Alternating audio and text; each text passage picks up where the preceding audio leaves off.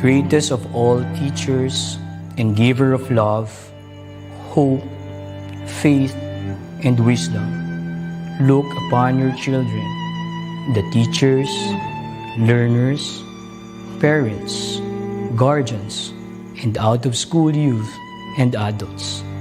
We humbly ask for your mercy and forgiveness. Guide us to the right path. May our efforts be blessed with insights and understanding, wisdom and respect for all. Bless us with patience, for the path of learning is never easy. Bless our commitment to keep on learning new knowledge and experiences. Let your light shine upon us as we make our world a better place to live in. Amen.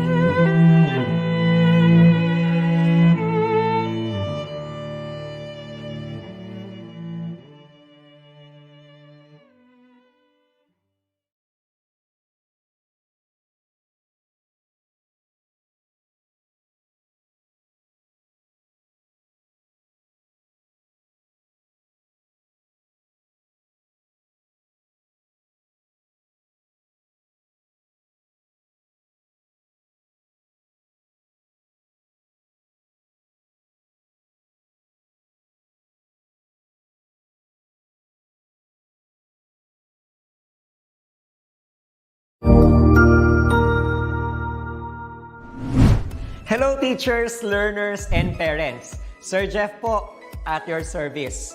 Alam nyo ba na meron tayong website na tinatawag na DepEd Commons? Ang DepEd Commons ay binuo upang gawing accessible ang pagtuturo at pag-aaral dito sa ating bansa gamit lamang ang inyong mga smart devices gaya ng cellphones, tablets, at computers. Dito ay maaari nating ma-access ang iba't ibang learning materials mula sa Department of Education. Meron itong mga interactive materials, electronic self-learning modules, at instructional video lessons mula sa DepEd TV na tiyak na makatutulong sa pag-aaral ng mga mag-aaral galing ka man sa public o private school. Walang problema dahil welcome ang lahat dito. Para ito sa mga guro, magulang at mga mag-aaral mula sa kinder hanggang grade 12, alternative learning system o ALS, at pati na rin ang special education. At huwag kang mag-alala dahil kahit walang load ay maaari mong ma-access ang mga learning materials. Tama! Libre ito. Ang kailangan mo lamang gawin ay i-on ang iyong data at buksan lamang ang iyong browser at i-type ang commons.deped.gov.ph. Alam na ba ng iyong mga kasamahang guro o mag-aral ang tungkol sa DepEd Commons? I-share mo na ang video na ito upang matuto rin sila kung paano gagamitin ang DepEd Commons sa mabilis at napakadaling paraan. Muli, ito po si Sir Jeff at kita-kits po tayo sa DepEd Commons. Paalam!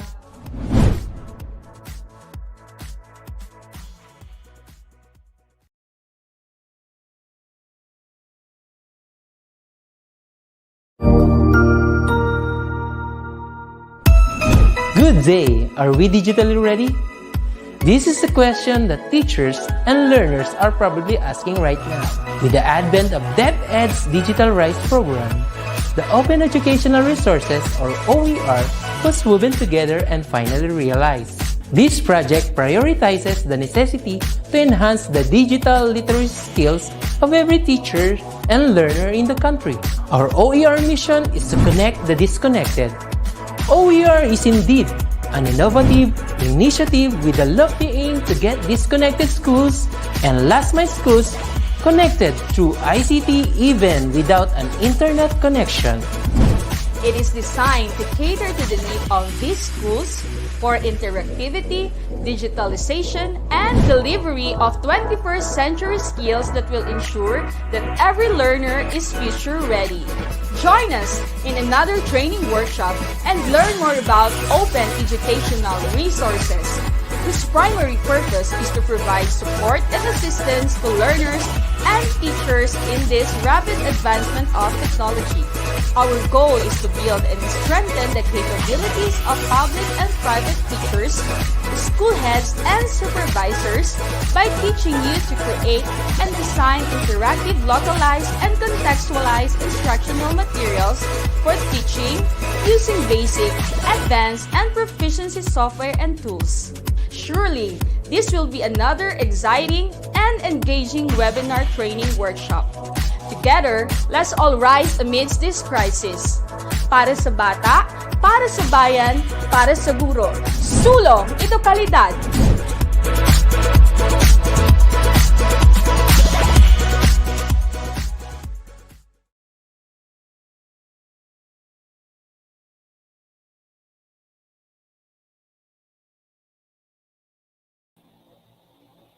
Alright, so sulong edukalidad, isang mapagpalang umaga sa ating lahat. Hey, at muli kami ay very excited na naman sa isang umaga ng ating professional development para sa ating mga minamahal na kaguruan. So, kumusta po kayo? Kumusta, Tutor Jane? Kamusta, Tutor March? Isang magandang umaga po sa lahat ng ating mga viewers, participants this morning from Luzon, Visayas, and Mindanao. Yes, Ma'am Jane, ikaw ba ay nakapag-almusal na at ready na for our today's session? Yes, sir. Inaabangan ko talaga to and talagang nakaka-excite kasi there is another learning na naman this morning. Yan. Yes, Ma'am Jane, Yan. at talagang Very kahit kami po ay excited na. At huwag ka mag-alala, Tutor Jane, at kapit lang at maitutulay natin, katulad ng mga pangalan natin ngayon, tutor talaga tayo ngayon, ano? Kahit Sabado, tutor pa rin. So, maitutulay natin itong ating session ngayon. Yes po. So, maraming salamat sa mga gumising ng maaga para samahan tayo. Unang-una dyan, si Ma'am Elma Sulibaga na nagbumati ng good morning, si Ma'am Carmelada, si Sir John Arnel, si Sir Liam, si Sir Doms, si Sir Ma'am Melanie, si Ma'am Mary Ann, thank you so much po. Ikaw, Ma'am Jane, sino pa yung mga nababasa mo sa ating comment box? So, meron din dito, sir, from SDO Camarines Norte, Sir Jerry, si Ma'am Princess, si Ma'am Maria, si Ma'am Roneliza. Yan, good morning po. Ayan. Pinakita din ako ng mga from Puerto Princesa City. Hello din po sa mga taga-SDO Puerto Princesa City and Mimaropa. Yan. Region.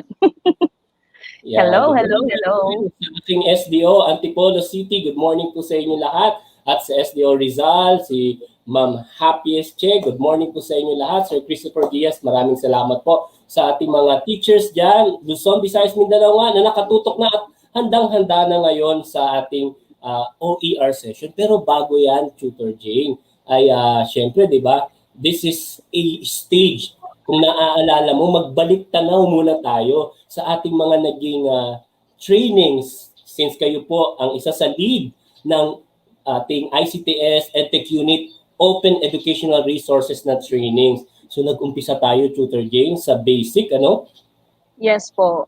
So nakakatuwa kasi from basic talagang nakita natin kung paano in-integrate ng ating mga teachers sa kanilang mga printed modules and even pa sa ating blended learning, di ba, sir? So, nandiyan din ang advanced OER natin. So, last March po, nagkaroon tayo ulit ng webinar series. And talagang nakakatuwa kasi even yung ating mga OER National Core Leaders ay nag-share ng kanilang mga expertise and kanilang mga innovation. Exactly. And of course, Sir Maj. Yes, exactly talaga, Tutor Jane. At syempre pa, ang inyong lead din, si Sir Sherwin Lumeda, ay talagang excited din na makasama kayo ngayong umaga. At based nga dun, ano, sa inyong na-share na kahit part 2 pa yun or take doon na yung ating review ng ating OER, ay talagang marami pa rin ang nag-participate, nag-refresh ng kanilang training sa ating mga dati nga nagpupunta tayo sa iba't ibang school para i-share yung ating basic OER trainings. And kamusta naman, Ma'am Jane, ang naging feedback ng ating mga participants?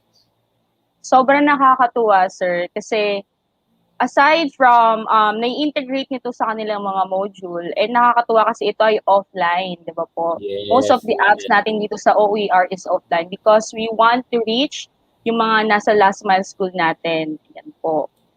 Exactly. So yun talagang isa sa natuwa ako noon, no, nung first time ko ma-encounter si Wondershare, o di ba? Yes, Naalala niyo ba yun sa ating I mga remember. online participants dyan? Ano ba yung memorable na OER app ang inyong nagamit at paano ito nakatulong sa iyong klase? Ano? Ayan, sige, mamaya basahin natin yan. Pero syempre, pagkatapos ng basic ay nagkaroon na tayo ng advanced.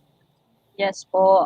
Nandiyan ang advance and nakakatuwa kasi nakakamiss man ang ating face-to-face. Sabi nga dito sa atin sa EdTech, ginagawa natin ng paraan para maipaabot natin yung learning dito na magagamit nila sir sa tinatawag nating digital rice program ng DepEd.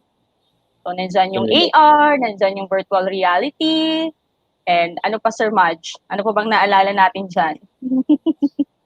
Ako yung ano talaga, yung nag-enjoy talaga at nakita ko na sobrang may aha moments talaga yung na-mention mo nga na augmented reality at virtual reality na kaya ko palang gumawa ng VR, kaya ko palang gumawa nun. So, talagang na-amaze ang ating mga teachers sa pag-create nga ng kanilang sariling content. Hindi lamang sila user ng applications, but they can also create their own.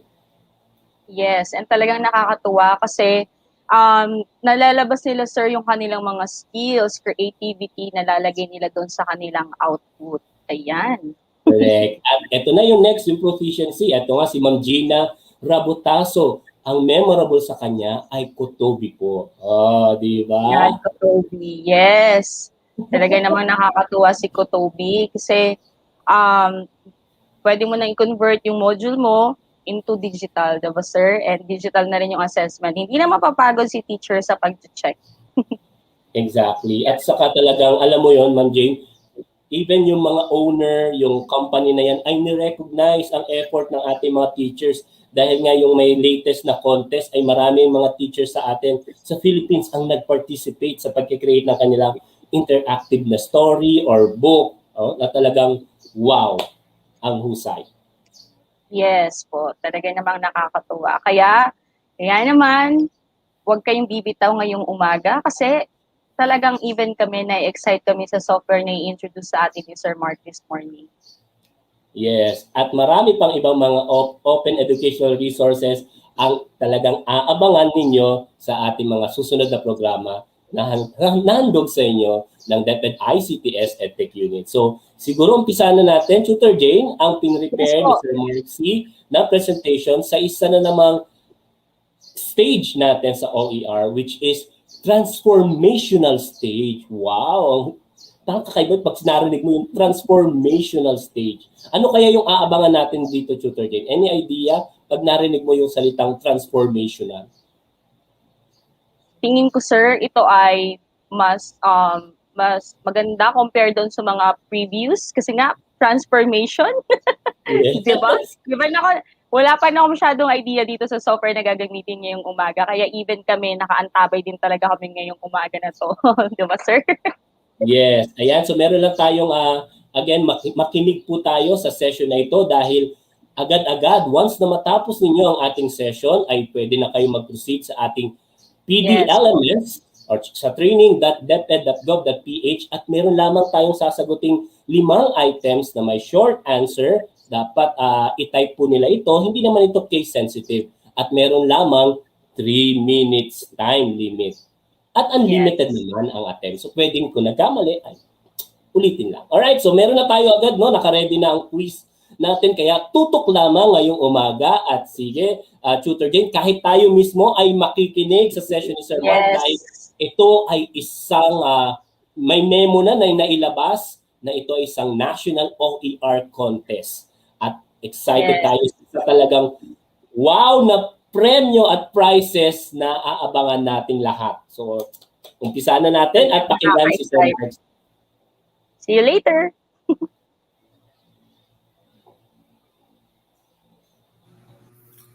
Isang magandang araw sa ating lahat. Ako si Sir Mark, ang inyong makakasama para sa ating part 4 ng OER-Transformational program kung saan ito po ay kadugtong sa ating session na ginawa noong January. Huwag po kayong mag-alala dahil gagawin po natin na madali at kaiga-igaya ang ating session sa araw na ito. Kaya ihanda nyo ang inyong mga sarili dahil for sure, marami kayong matutunan dito sa ating gagawin. And when we talk about H5P, it's actually an add-on dun po sa ginagamit na learning management system, especially Moodle. So sa ating pong mga public school teachers, malaki pong maitutulong nito sa inyo. Same thing also with the private school teachers na ang kanila pong LMS na ginagamit ay Moodle din.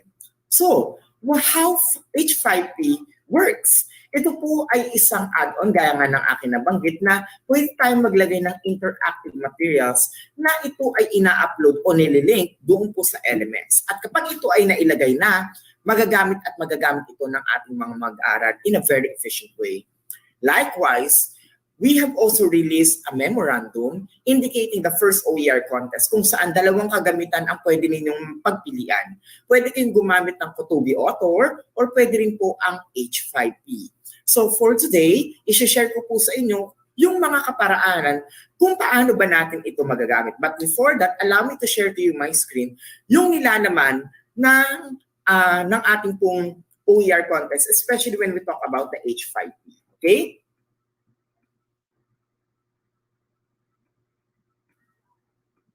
So, ito po. Ayan. So, sana po ay nakikita na ninyo ngayon ang aking screen. So, in using H5P, you need to create a complete e-module with the needed competencies as identified in the DepEd K-12 Curriculum Guide. Take note na ang curriculum guide na tinutukoy natin dito ay as reference doon sa ating i-create na e-module. However, marami ang nagsasabi na, Sir Mark, ano ba itong e-module na gagawin namin? Kagaya ba ito ng SLM? Hindi po ito kagaya ng mga SLM. Ang tinutukoy po natin dito ay supplemental kasi ang main material pa rin natin ay yung mga SLM na manggagaling po sa inyong division or sa region or even sa central office.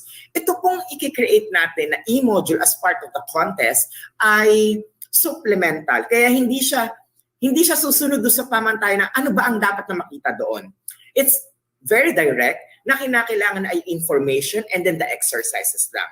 Take note that we will have the MELT po. Yung MELT po ang ating gagamitin sa pag-create ng materials for the OER contest. Okay? Next, you can select a quarter lesson. Ibig sabihin po nun, ang competition na ito ay pagpasa ng isang entire quarter lesson. Kunyari, magsasubmit ka ng first quarter. Dapat lahat ng lesson ng first quarter indicating doon or indicated sa ating MELT, yun ang inyong isasubmit. Hindi pwedeng isang lesson lang for first quarter.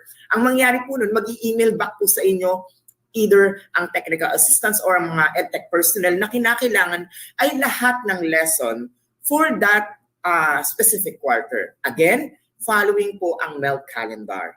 Next, what if, Sir Mark, pwede ba kami magpasa ng dalawang entries? Pwede rin po. Halimbawa, gusto mo magpasa ng first quarter at second quarter, dalawa ang ipapasa mo, ibig sabihin 2 entries ka ngayon.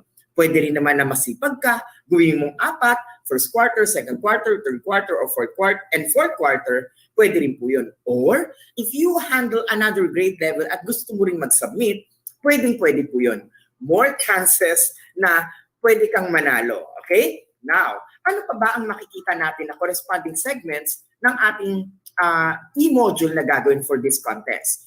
The first part, kinakailangan meron kayong cover page. Of course, yun yung pinaka-design. Naka-indicate dun kung anong grade level at kung anong subject. Next, the lessons are arranged in the K-12 Curriculum Guide. Again, the K-12 Curriculum Guide that we are talking here, yun ay ating reference. Pero, ang ating magiging gabay po ay yung mismong MELT. Okay? We will follow muna yung MELT. Next, the exercises per lesson or topic is actually identified kung ilan ang lesson. Halimbawa, we have 10 lessons. Kung 10 lessons din or 10 topics, we also have 10 exercises. So, kunyari, first lesson, tungkol sa pangalan. So, bigay mo lang yung contents kung ano ba ang tungkol sa pangalan. And then after that, give exercises to it.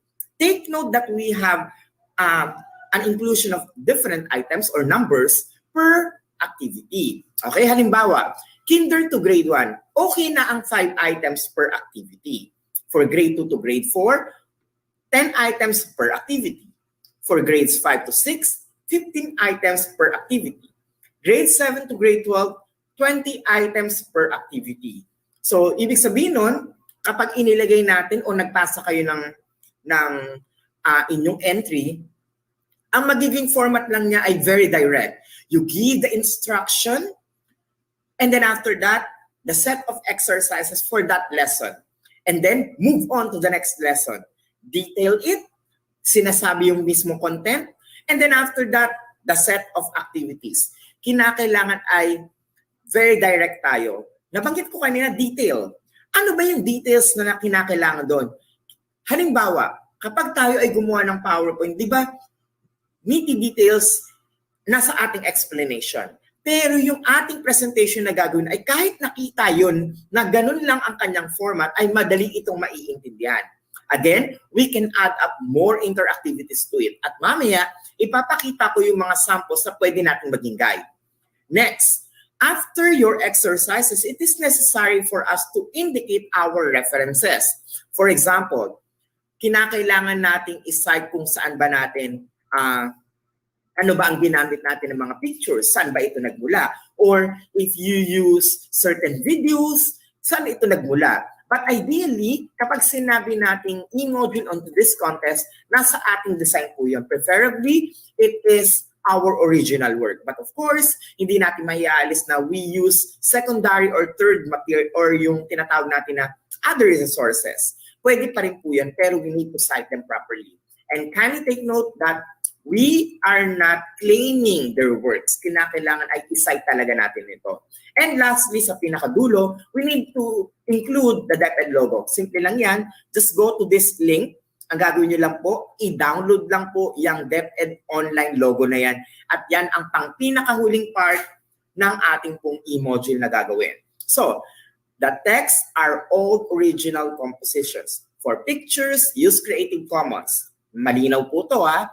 Use Creative Commons. And for videos, make sure that it is not more than 16 megabytes. Okay? It's not more than 16 MB.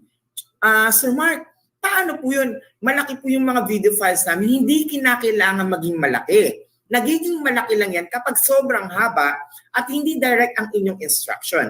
Ang kailangan natin dito ay very precise sapagkat ito ay supplemental. Hindi niya kinakailangan palitan si teacher sa kanyang function na magturo, whether synchronous or asynchronous. Again, this material is a supplemental tool, not the major tool. Next, our minimum for the pages, doon po sa H5P, meaning ilang pahina ito, minimum natin ay 50 pages. Okay? Mamaya ipapakita ko paano tayo mag-add up ng mga pages dito. And please make sure that your DepEd online logo is situated at the middle. I-demonstrate ko po din yan mamaya. Center portion po siya, middle center portion, and avoid resizing the logo.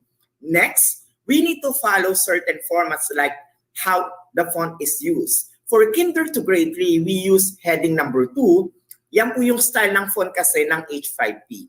And for grades 4 to grade 12, we will use the heading number 3 with font size 100%. Please avoid using neon colors. Let's use the plain black for text colors and make bold or use bold and red color to give emphasis. Para po, very professional ang dating. Iwasan natin ang paggamit ng neon colors, yellow, pink, na masakit sa mata. Take note, naka-indicate po dito na kinakailangan ay very professional ang dating niya. So we use plain colors such as black or red or utilize the function ng bold to give emphasis. Then, after creating your material, click reuse and save the document as an H5P file.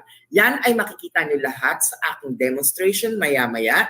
At tandaan, pwede niyo pong makita ang copy ng memo na ito sa DepEd EdTech Unit FB page. Nakalagay po ito doon. Pwede niyo pong i-review. At kung sakaling meron po kayong katanungan regarding the first OER contest, you may email us at oer@deped.gov.ph at kami po ay tutugon sa inyong mga katanungan. Okay? So, ang dami ko nang nabanggit. Tandaan, ang H5P ay kabahagi po o isang option para sa ating OER contest. Marami na ang natuto sa paggamit ng ebook. Ngayon naman, paano ba ginagamit ang H5P as an add-on for the DepEd Learning Management System? Ready na tayo? So, to utilize that, it is important for us to create our account. Simply need to open a browser. Take note, you should be connected to the internet dahil kapag walang internet, hindi kayo makakagawa ng H5P. Hindi siya kagaya ng Kotobi Author na kapag na-download nyo na, ay pwede na siya agad mag-run sa inyong computer. Here in H5P, since it's using an online browser, since it is in a browser format, kinakailangan ay connected tayo online. So, you need to go to h5p.org. I repeat, open a browser and go to h5p.org. After that, if you don't have yet an account, wala pa kayong account, need to click Create Free Account. Libre naman to, huwag kayong mag-alala mga teachers. So, after clicking Create Free Account, you will be asked about your username. Okay? So, halimbawa, magbibigay ako ng username ko na Mark C. Tapos lagay ko ng take note, we are not allowed, ngayon punctuations is not allowed except for periods, hyphens, apostrophes, and underscore. Spaces are allowed. Okay? Allowed ang spaces, but take note pag hindi tinanggap ang inyong username, ibig sabihin hindi kayo sumunod dun sa ating pamantayan o nakalagay dun sa rule ni H5P. Take note, spaces are allowed.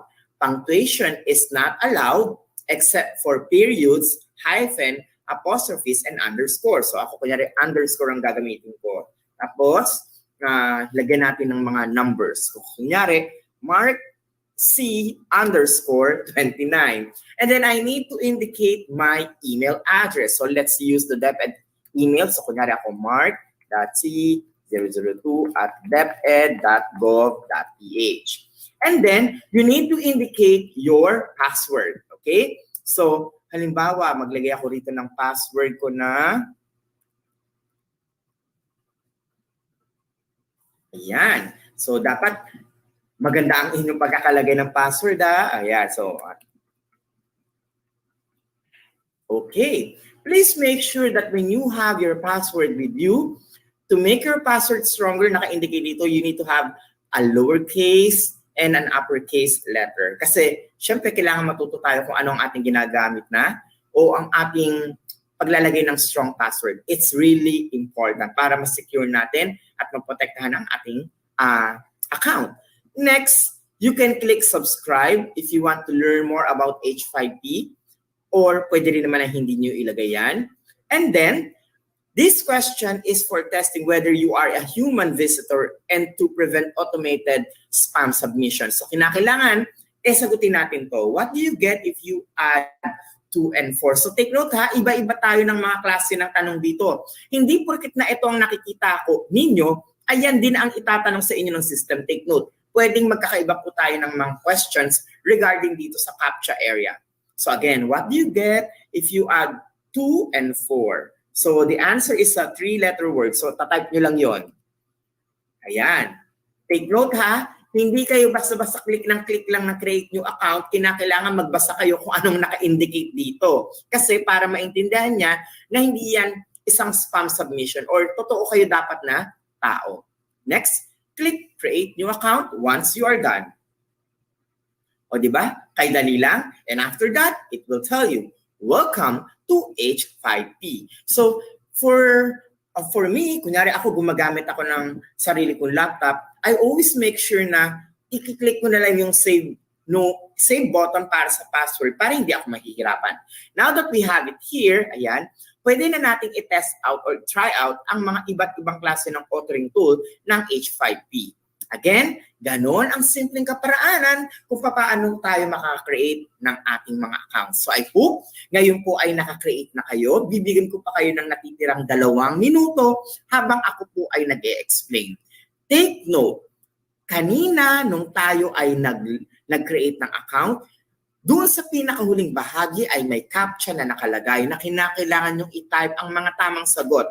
Hindi siya kagaya ng ibang captcha na parang ikiklik mo lang yung picture. Ito, talagang for security purposes ay kinakailangan ilagay ang tamang sagot by typing it.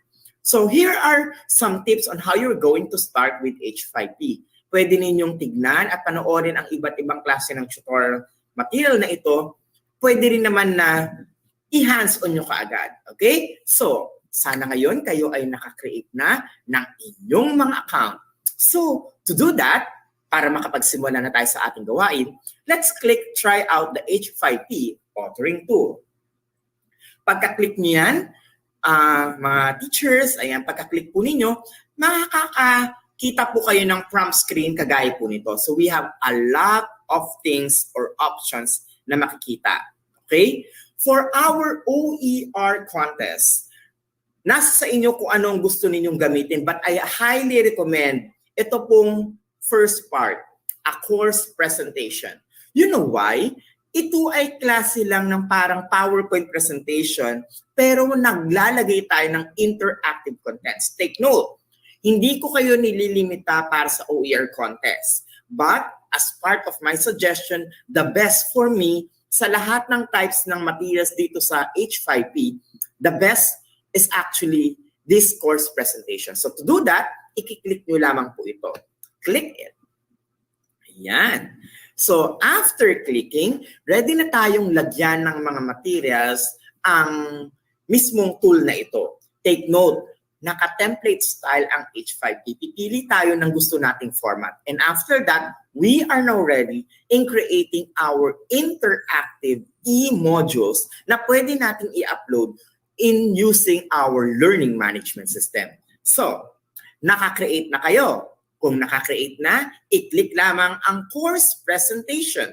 Then after that, on the upper portion, you will see there the title. Now, what should be done here in this title? Ang gagawin nyo lamang ay i-type kung anong grade level. Halimbawa, Araling Panlipunan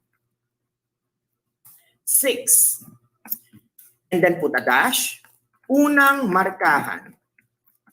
It means that when I create now my module, I always utilize or I will use first by indicating it with a title, sinimulan ko sa paglalagay ng subject. Sinundan ko ng grade level, then put a dash, and then what quarter. Okay? Pagkatapos po nun, makikita po ninyo slides. O di ba para lang siyang PowerPoint na kung saan ay pwede kang mag-add up ng mga materials para rito. Now, we need to use the remarks doon po sa memo. Balikan natin ang memo. Nakalagay. First part is your cover page. So sa cover page, importante na maglagay ka ng iyong sariling design o layout. Pwede mong gawin ito sa pamamagitan ng Canva. If you can add it, yung mismong picture, you can also use PowerPoint to add materials to it. So halimbawa, gawin ko ng simple sa PowerPoint ako gagawa at ililipat ko lang dito yung mismong material. Or pwede ka rin maglagay mismo directly dito at dyan mo na siya ili-layout o i-design. Okay, so halimbawa, gusto mo sa PowerPoint, create ka lang ng sample, halimbawa gaya nito, ayan yung nakikita niyo sa itulay, pwedeng i-save mo lang yan as an image and then attach it. Pwedeng ganun po ang ating format.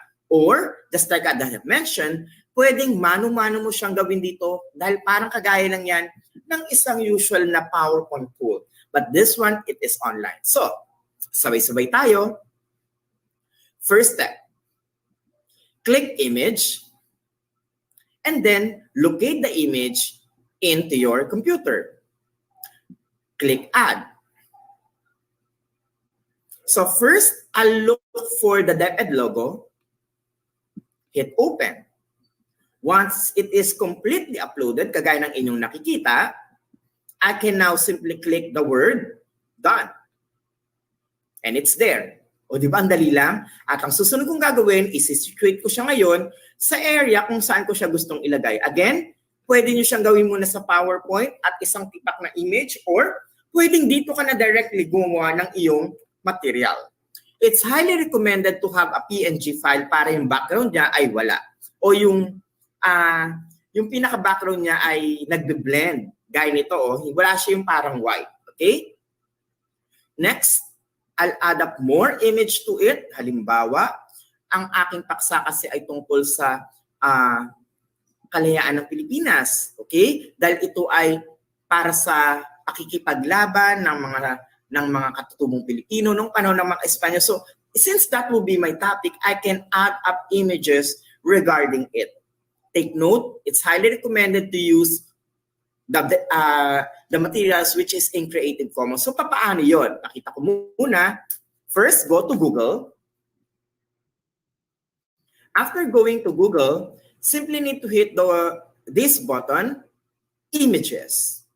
And then, i-type nyo lamang kung ano ang mga gusto nyong mahanap. Halimbawa,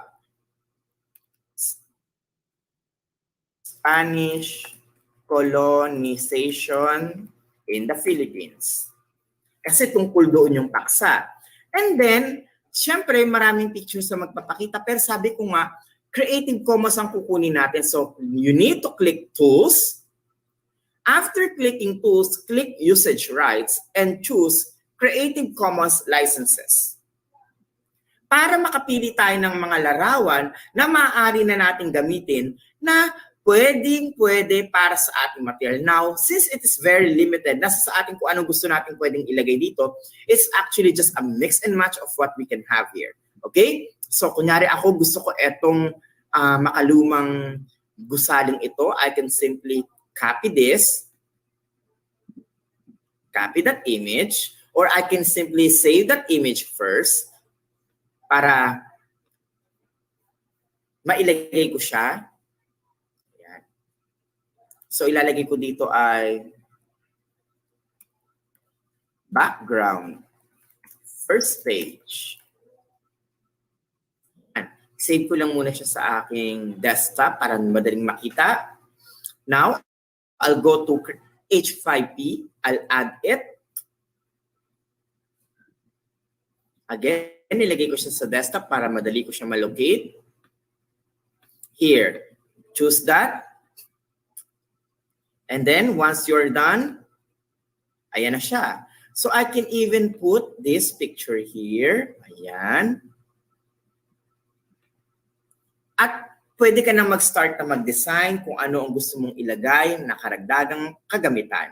Again, pwedeng mo siyang paliitin, nasa sa inyo kung saan nyo siya gustong i-situate o i-arrange o kung paano nyo siya gustong i-design. Okay? So ituloy na natin kung ano ang mga dapat pang ilagay. Sabi ko nga, ang unang bahagi ay ang title ng ating material o yung mismong cover page niya.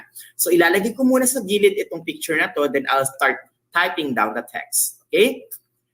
To have the text, ang gagawin nyo lamang, i-click nyo lang mismo yung word na text.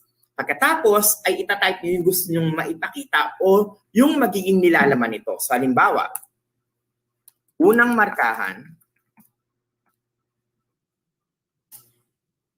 press enter, and then nilagay ko, Araling Panlipunan 6. I can make this one bold. Ayan. Pwede ko siyang medyo lakihan.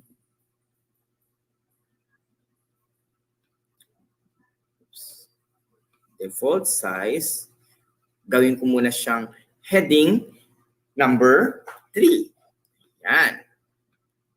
And then after that, I'll scroll down and click done.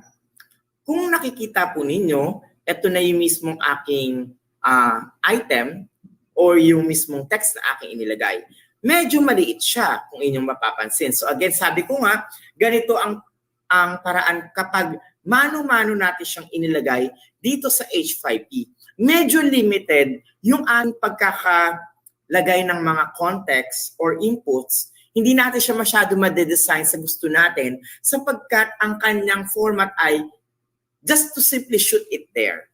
Now, Sir Mark, part din po ba ng judging yung cover page. Of course, part ito ng judging, kaya importante na yung pamukha pa lang natin ay very appealing na. That's why we have sessions before regarding the use of Canva o yung mismong paggamit ng Adobe Photoshop.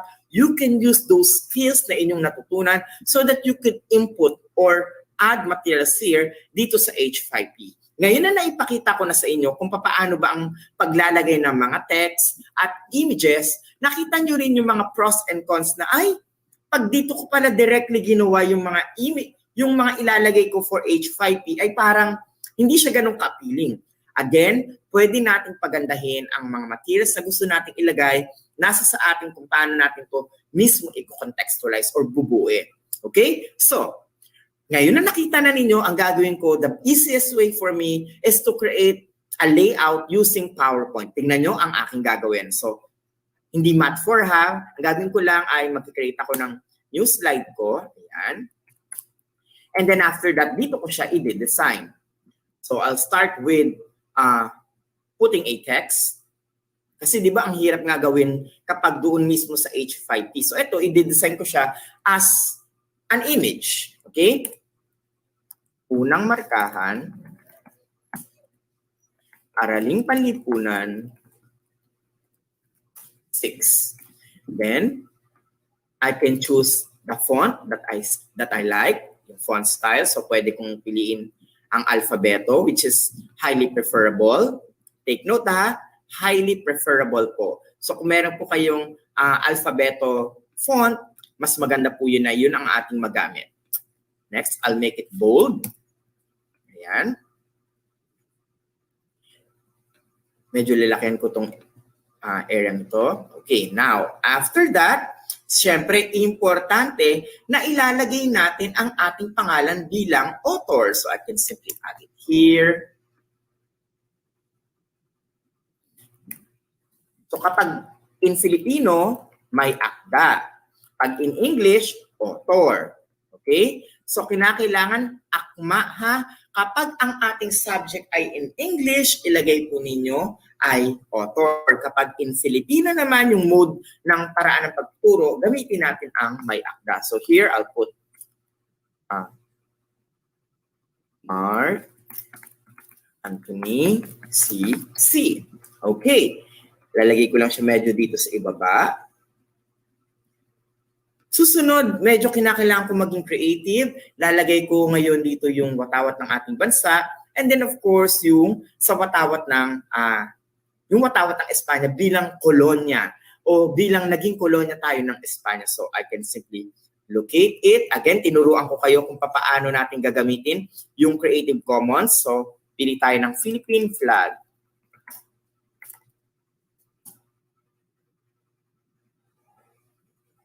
Click Tools para siguraduhin lang na ito ay nasa Creative Commons. So, madami magpapakita dyan. But most specifically, if it is in Wikipedia, that is already an OER material. Highly recommended po yun. So, pwede nyo pong puntahan at copyhin yung image kasi it's in Wiki. Okay? Part of OER po yun. So, I have here the flag. Ayan. And then, yung Spanish flag naman. So, Spain flag. Yan. So, kopyahin ko lamang po ito. Again, nasa Wikipedia yung kukunin ko kasi automatic it's a Creative Commons. Okay? Oops. Kopya. Biglang tayo ulit. Copy image. Okay, it's there. Ngayon, kung sakaling gumagamit kayo ng Office 365, may mga suggestions na ipinapakita sa gilid, pwede po ninyong gamitin yon. Pero kung ayaw po ninyo, just simply need to click X. Okay? So, eto ang format. Gagawin ko lang siyang medyo pantay. Ayan. So again, nandito pa lang po tayo sa mismong design o pagle-layout. So, pwede rin po na tanggalin natin yung 6 dito at i-design mo na nakaangat yung 6, parang kagaya sa module, pwede nyo rin naman pong gawin yun. So I can have it here by putting a box. Ayan. Tapos, i-click ko lang, edit text, lagay ako ng 6. Ayan. Kasi grade 6. Lakihan ko lang ng konti. Make it bold. Ayan. Kung ayaw nyo ng blue, pwede nyo gawin na ibang kulay. So simply need to choose the color fillers. Ayan. Tapos, kung gusto nyo lagyan ng effect, pwede nyo piliin ng bi-level. Ayan. Lagay ko lang po na ganito para mukha siyang naka-emboss. Okay? So after having all of this, so ginawa ko siyang napaka-plain, puti lang. So para malinis pong tingnan. So pwede pong ganyan ang itsura, napaka-simple. Pero syempre, kung kaya po ninyong mag-drawing o mag-recreate ng mga materials to it, pwedeng-pwede rin po yun. Okay? So, now that I have my material here, pwede po natin siyang dagdagan ng iba pang mga bahagi na makakatulong para makita na tungkol saan ba ang unang bahagi ng ating session. Like kung anong module ba ito. Now, after that, I just simply need to have it as a slideshow like this. Tapos is-screenshot ko lang siya. Ayan. So, ang pinindot ko po ay yung control panel. Oops, ulitin ko lang ulit ang pag-screenshot. Ayan.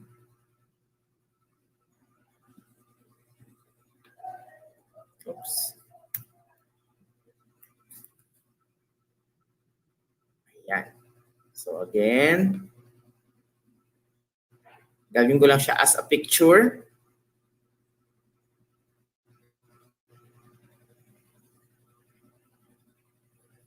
Pwede nyo siyang i-take ng screenshot na ganyan, tapos i-paste nyo lang na ganyan, and then save as, and this time, ito ngayon yung magiging page 1 ko. Okay?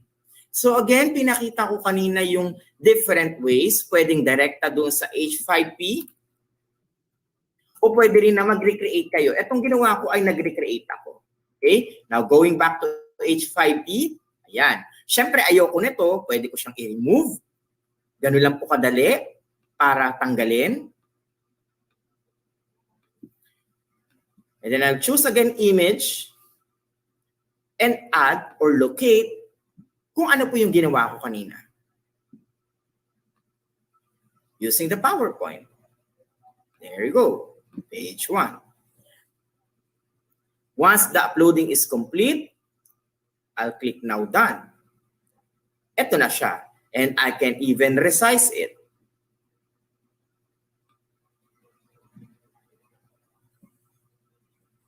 See? So, naging malinis ngayon yung itsura ng aking material. Pwede ninyong gawin yon na, pwede pala yung isang tipak lang. And I'm for sure, yung iba sa inyo sabihin, ay, Sir Mark, ba't ganun? Para siyang puti lang, tapos sa likod niya gray. So it means that kung gusto niyo maging gray din yung mismong area na inyong ilalagay, di syempre, gawin mo na yung gray yung mismong material na iyong ilalagay dito. Again, nasa option po ninyo yun kung paano nyo po gagawin para mas maging mas nicer yung ating pong inilagay na material. Okay? So again, this is just a sample. Nakita ninyo na, ay, ganun lang pala siya kasimple na pwede na natin ilagay yung mga added ating mga i-design. So, if ever you have PowerPoint materials na gusto ninyong gamitin, pwedeng-pwede po yun, kinakailangan lamang ay i-take mo siya as a picture, then attach it here. Now, I have my first page. O, di ba? Ang dali lang. Next, what if gusto na nating magdagdag ng next page? Here, you will see add a new slide. So, para siyang kahon na merong plus sign, i-click nyo lang yon. Again, yun ang ginagawa natin kapag gusto nating mag-add ng new page. So, click that. And when you click it, mapupunta ka na ngayon sa page 2 or slide 2. Paano ka pupunta ng slide 1? Click mo lang yung slide 1 and you go there. Slide 2, click mo lang to. And you will be swiped to the next area. Again, nagawa na natin ang first part. Going back, nakita natin na ay ganun lang pala kadali. Nakagawa na tayo ng cover page. Next, we are going to put down the lesson which is arranged in the MELC. Take note, guide natin yung nasa K-12 curriculum guide but we are using the MELC. So balik tayo ngayon. Oops. Ang gagawin ko ngayon as reference, syempre kinakailangan alam ko yung mga lessons sa Araling Panlipunan from Module 1 hanggang sa last module.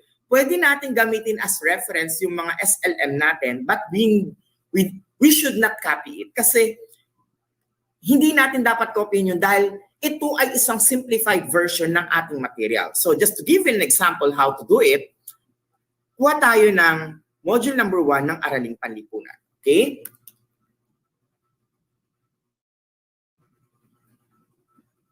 So hanapin ko lang yung AP module.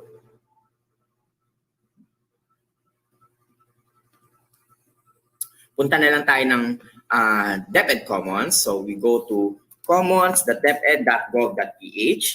Ayan, para kukuha ako dito ng reference. Ayan, so I'll go to grade 6. I'll look for Araling Panlipunan. Ayan. I'll go with the first module. Ayan. Click ko lang to. Oops, I think that is an electronic SLM. Balik ko lang, back.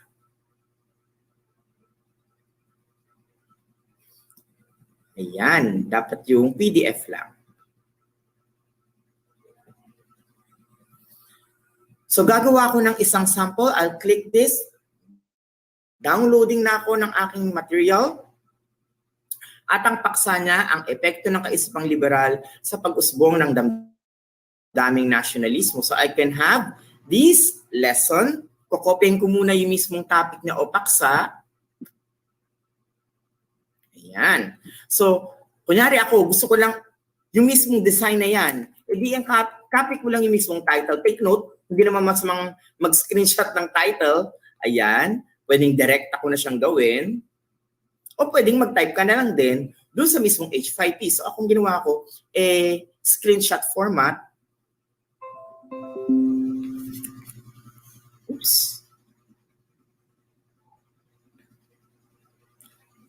And then, lagay ko lang siya dito sa aking PowerPoint para mabilis. Ayan. And then after that, I can simply hit crop para medyo masakto. And then, lagay ko lang dyan, save as picture. So, lagay ko lang kunyari, 1. Ayan. Go back to H5P. I'll upload it. Ayan. Hanapin ko lang.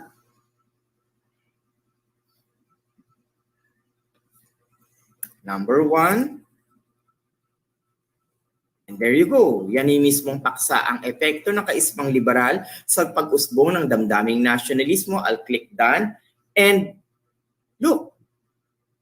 So sabi ko nga kanina, kung meron kayong mismong PowerPoint, you can simply add it and just put it there. Sa pamamagitan nito ay nakakagawa ka na ng mga materials na pwede mong idugtong-dugtong para mabuo yung inyong konsepto na gustong ibahagi. So, ang epekto ng kaisipang liberal sa pag-usbong ng damdaming nasyonalismo. This is the first lesson. And then after that, you can add your PowerPoint presentation tool dito po mismo at take lang siya na parang picture and attach it. Sa pamamagitan nun, nakaka-create tayo ng mga materials, di ba? Then, after having that, ayan, hanapin ko ngayon yung ginawa kong PowerPoint tungkol sa part 1 ng lesson na ito. Okay? Hanapin ko lang muna sa aking computer. Go to desktop. Desktop files. Hanapin ko lang yung aking file.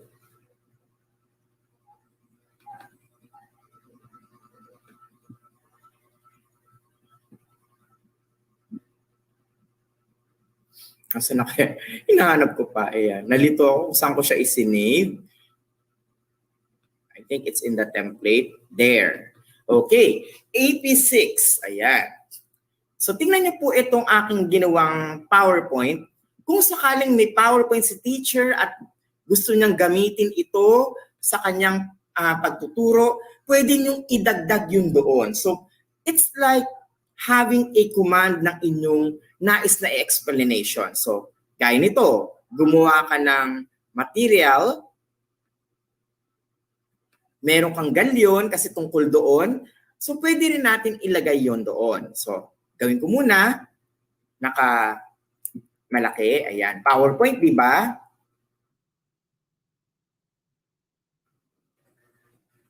So, kukunin ko lang to ng screenshot.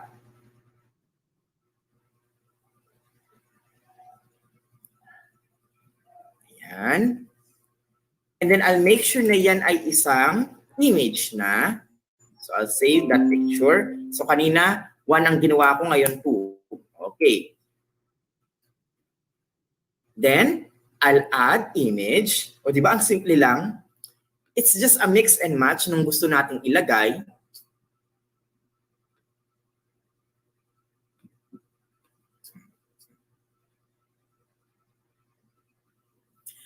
Pag na-upload na yung mismong picture, simple lang ulit, i-click lang natin yung word na done.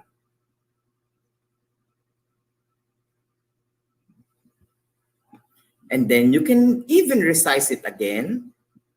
Ayan. So ngayon dito, pwede ka nang magdagdag ng iyong context or content dito sa bahaging ito. Okay? Pwede i-type mo yan doon sa mismong PowerPoint kung tungkol saan ba yung gusto mong sabihin dito. So for example, ayon sa PowerPoint, gusto mong direkta na siya dito. I'll click now the word text and indicate kung tungkol saan ba yung bahaging inilagay mo. So halimbawa, nung unang panahon, inaabot ng halos ilang buwan, halos maraming buwan, ang paglalakbay mula sa Espanya papuntang Pilipinas.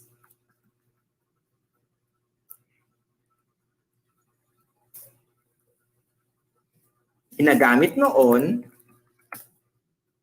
ang mga galyon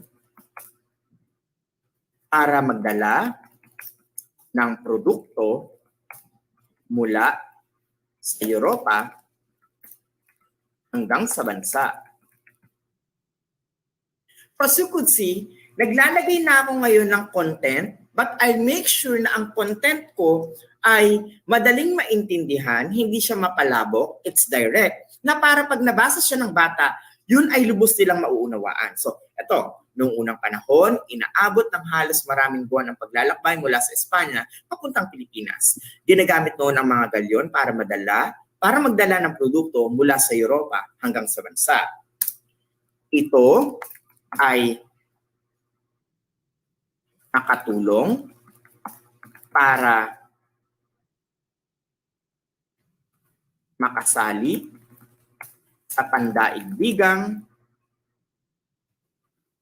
kalakalan ang Pilipinas. And then, from here, kinakailangan ay sa paraang ito, dapat ang teacher very keen dahil sabi nga natin, ito ay supplemental. Kapag ginawa natin siyang sobrang haba, yung impormasyon, parang ang nangyari dito, napaka-wordy, mabigat na siya sa bata. Kaya naman, doon sa e-modules na ating tinatarget, kinakailangan it's direct and precise. Ano ba yung gusto natin sabihin? So, sa bahaging ito, gusto ko lamang mabanggit na noong unang panahon, malayo ang paglalakbay, at itong paglalakbay na ito, ginagamit ay mga galyon. Maliban doon, ito ay nakatulong para makasali ang Pilipinas sa pandaigdigang kalakalan. And that's the gist of it. At yung mga importanteng bahagi ay akin namang gagawing bold. At ito na ngayon ang nasa paraan ng proseso ng pagtuturo ng teacher o ng guro para sa mga kagamitang ito. Okay, so siya na magpa-process yan. We just need to help them utilizing the tool. So here, ito yung aking content. Ilalagay ko lang sa gilid. Yan. At gawa na ang aking page number 2. Epekto ng kaisipang liberal sa pag-usbong ng damdaming nasyonalismo. Yung unang bahagi, ipinakilala ko ano ba ang galyon. And if after that, I can add up a new slide. O, di ba? Yung susunod na slide, yung kadugtong na impormasyon tungkol doon. So, hindi naman nagtatapos sa isang part lang. So, I can go back now to my PowerPoint. Take note, meron tayong previous reference, di ba? So, I can have this one as a sample, yung galyon. Pwede kong i-take na screenshot ito.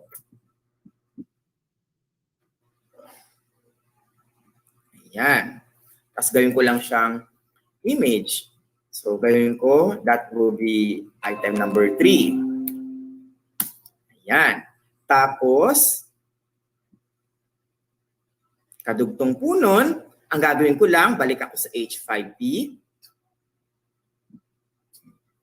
Click image. Again, hanapin ko lamang yung aking file na ginamit. Click number 3 and upload it.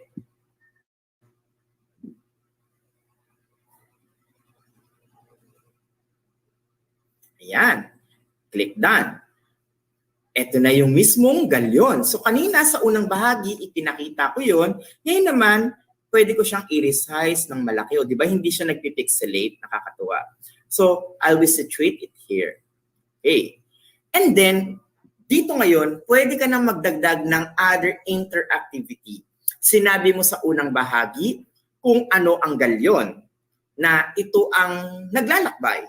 Ngayon, pwede ka mag-add ng mga certain question or exercises to make your activity worthwhile. Take note, wala pa tayo sa exercises part na tinutukoy natin doon sa ating criteria. Pero ito ay isang klase lang ng add-on tool na pwede nating magamit. Okay? So, unti-unti natin. Let's have multiple choice. Click it and it will be reflected. Okay. Itatype nyo lang yung mismong question ninyo na gusto nyong banggitin dito. Halimbawa, alin sa mga sumusunod ang produktong dala ng galyon?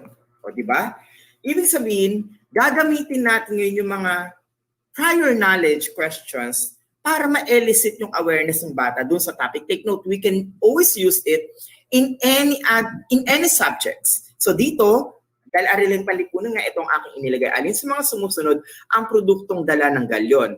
Ngayon, gagawin ko itong isang klase ng multiple choice pero marami ang pwedeng sagot. Okay? O, text, halimbawa, yan yung ating unang sagot. Ilalagay ko ay halimbawa, ito ay mga aso, florera,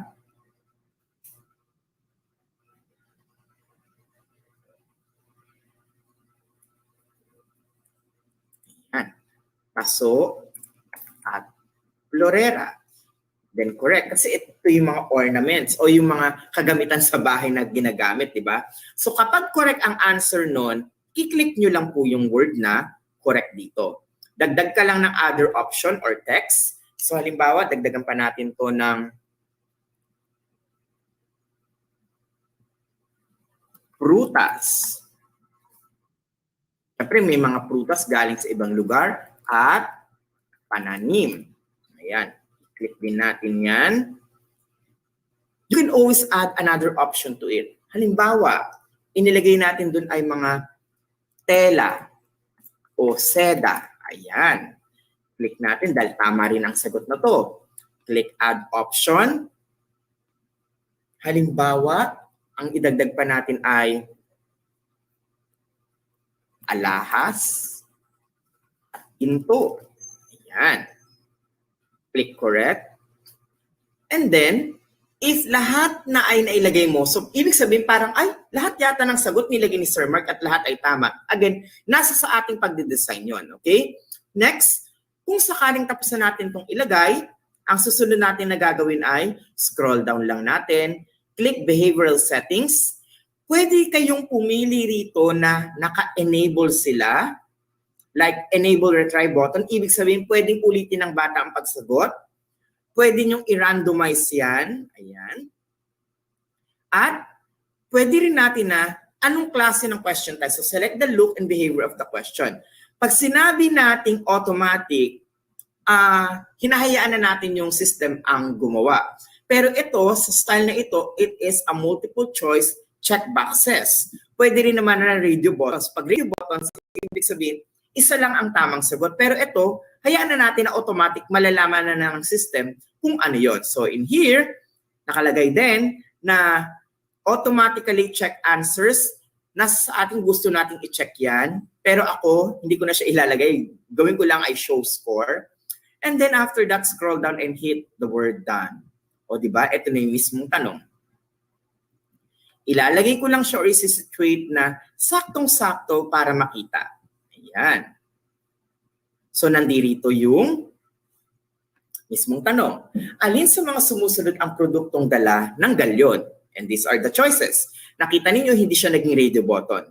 Naging mga boxes siya. And if you would like to add more inputs or data tungkol sa galyon, ay pwede nating ilagay dito sa taas. Okay? So click ulit yung text at maglalagay ako kung ano ba ang nilalaman tungkol dito. Ang galyon ay isang sasakyang pandagat na nagdadala ng maraming produkto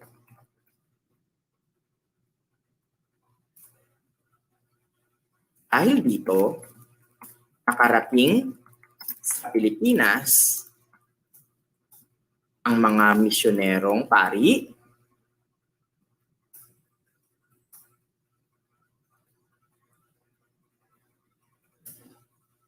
mga Espanyol, at maging ibang dayuhan at maging mga dayuhan sa Europa. So, sa pamamagitan nito, binibigyan natin ng information, ano ba o sino ba ang mga sakay ng galyon? O gaya dito, ang galyon ay isang sasakyang pandagat na pwedeng past tense kasi, na nagdala o nagdadala ng maraming produkto. Dahil dito, nakarating sa Pilipinas ang mga misyonerong pari, mga Espanyol, at maging mga dayuhan sa Europa. Okay? Now, after that, I can simply click done. At yun yung aking impormasyon na ilalagay dun sa itaas na bahagi bago yung mismong aking tanong. Na kung saan ay pwedeng sagutin ng mga bata afterwards. So nakikita ninyo, very direct ang aking inilagay na pagtatanong. Page 2, page 3. And if you want to add more information about this one, syempre bubuin mo ano ba ang nilalaman ng iyong module number 1. At kung sakaling nalagay na ninyo lahat ng konsepto for module 1, doon na kayo ngayon mag-a-add ng more exercises kung saan i-gauge natin kung ano ba ang natutunan ng mga bata doon sa bahaging yon.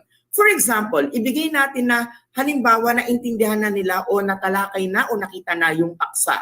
Okay? Pwede nating idagdag ang paglalagay ng mga larawang ito. Yan. So, pwede ka pang maglagay ng mga added inputs or added information. Take note, coming from your previous PowerPoints, pwede nyong gawa ng screenshot at i-align or i-attach po yun papunta sa H5P. Now, if you are done with all of the context or information ng iyong entry dito po sa H5P, dito na ngayon natin idadagdag o ilalagay yung susunod na bahagi, which is the exercises. Let's go back. Sabi nga, lessons are arranged, ilalagay natin, and yung topics natin. Now, after putting down the topics, maglalagay na tayo ng exercise. So in here, dahil grade 6 ang aking bahagi, maglalagay ako ngayon ng 15 item questions. Okay? So let's go back. Halimbawa, tapos na. I'll add up a new slide. Tapos na yung detailed questions ko or detailed information about the lesson. Yun yung unang bahagi. And now, this is the exercise. So, ilalagay ko ngayon, text, pagsasanay number 1. Click done. Ilalagay ko na siya sa ituktok. Ayan. And then after that, I can simply put now my multiple choice question or true or false question. Nasa sa inyo or fill in the blank. For this case, dahil nakita na ninyo kanina kung ano ang multiple choice, pero ginawa ko ay multiple responses. Ang gagawin ko ngayon ay simpleng multiple choice lang pero yung iisa ang kanyang sagot. So let's hit multiple choice. And then after that, ayan, nakalagay untitled multiple choice. And syempre, ilalagay lang natin ay pagsasanay. Number 1, because that's the first part. Then, the question. Halimbawa, ano ang tawag sa malaking barko na naglalayag dala ang mga produkto mula Espanya hanggang Pilipinas?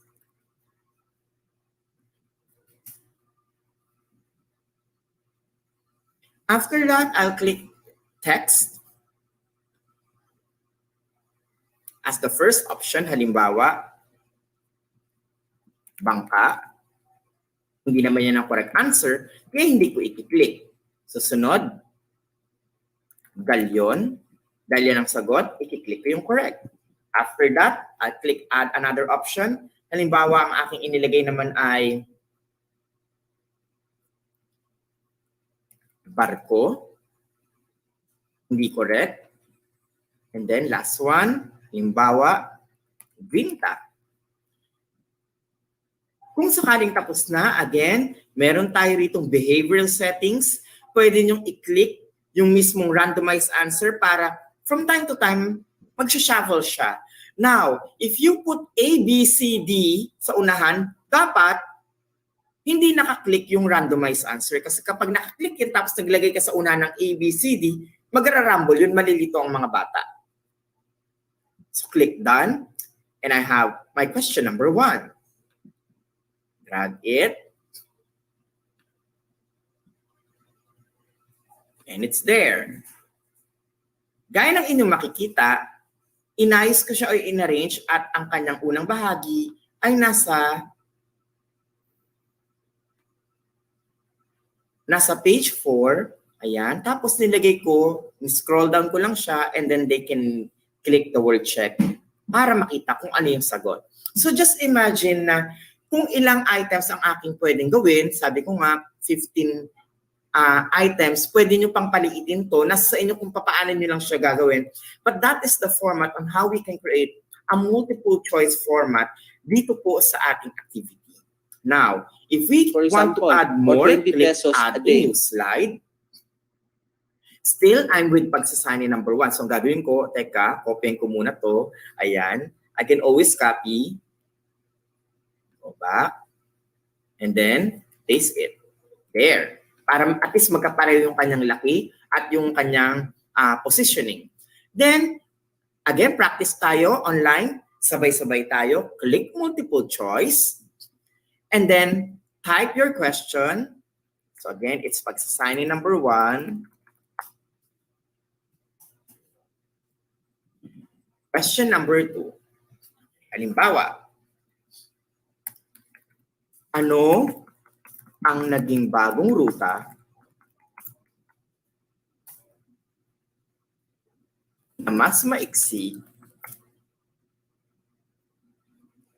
Ano ang naging bagong ruta na mas maiksi kaya nakarating sa Pilipinas ang kaisipang liberalismo?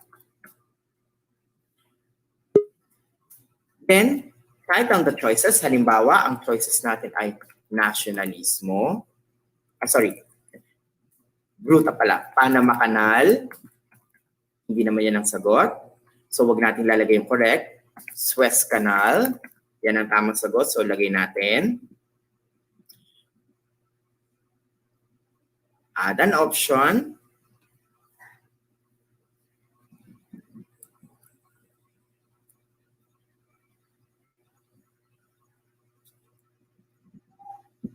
Pareho.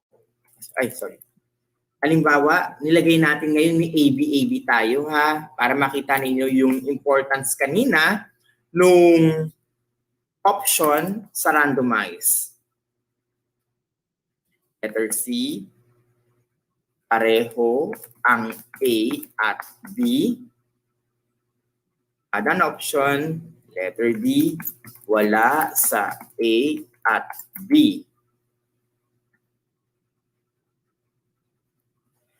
Now, if you will try to check it out, kapag ating pinili yung behavioral settings, mahalaga na yung randomized answer ay tatanggalin natin sapagkat nilagyan natin to ng letrang A, B, C, D sa unahan as an indicator sa ating multiple choice item. Now, scroll down and click Done. Ayusin lamang.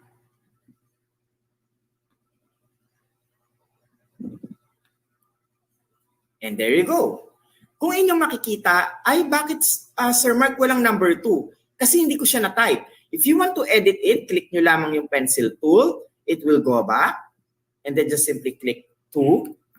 And the upper portion sa tuktok, may word naman na done. Pwedeng direct lang na doon. Pindutin. Kung sakaling hindi na kayo mag-a-arrange o mag-change ng settings sa gawing ibaba. Now, before we proceed to the second part of our activity, tingnan muna natin how to visualize this one. So, Sir Mark, ano magiging itsura nito kapag titingnan na natin siya as a material? So, ang gawin muna natin, click natin yung save. Okay? Para ma-save yung ating works. Ngayon ay tignan natin ano ba ang magiging itsura ng H5P na ito na ating ginawa. Let's view this one. Okay? So ito ngayon yung magiging itsura niya kapag in-upload sa learning management system. I-click lamang, ayan, lakihan natin na, full natin. So ganito ang makikita nila. Ang gagawin ng mga bata, makikita yung screen and then they will just simply need to click this button for next slide. Or even dito sa side na ito, pwede nilang i-click yan dyan. At makikita nila yung contents na inyong ginawa.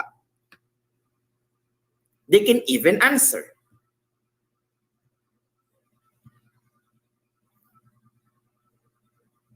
Napansin ninyo mga bata na pwede siyang i-scroll and then hit check.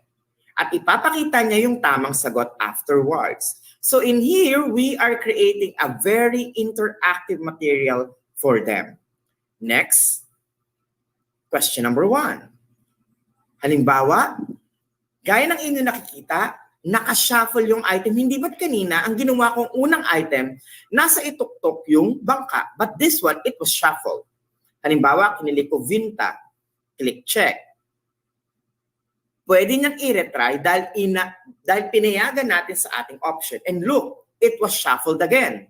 Halimbawa, sagot niya, barko. Click check, hindi pa rin. Pero kung gusto niyang makita yung tamang sagot, ang gagawin lamang niya ay click show solution and the correct answer will be reflected. Pwede niyang i-click ang retry at sagutin.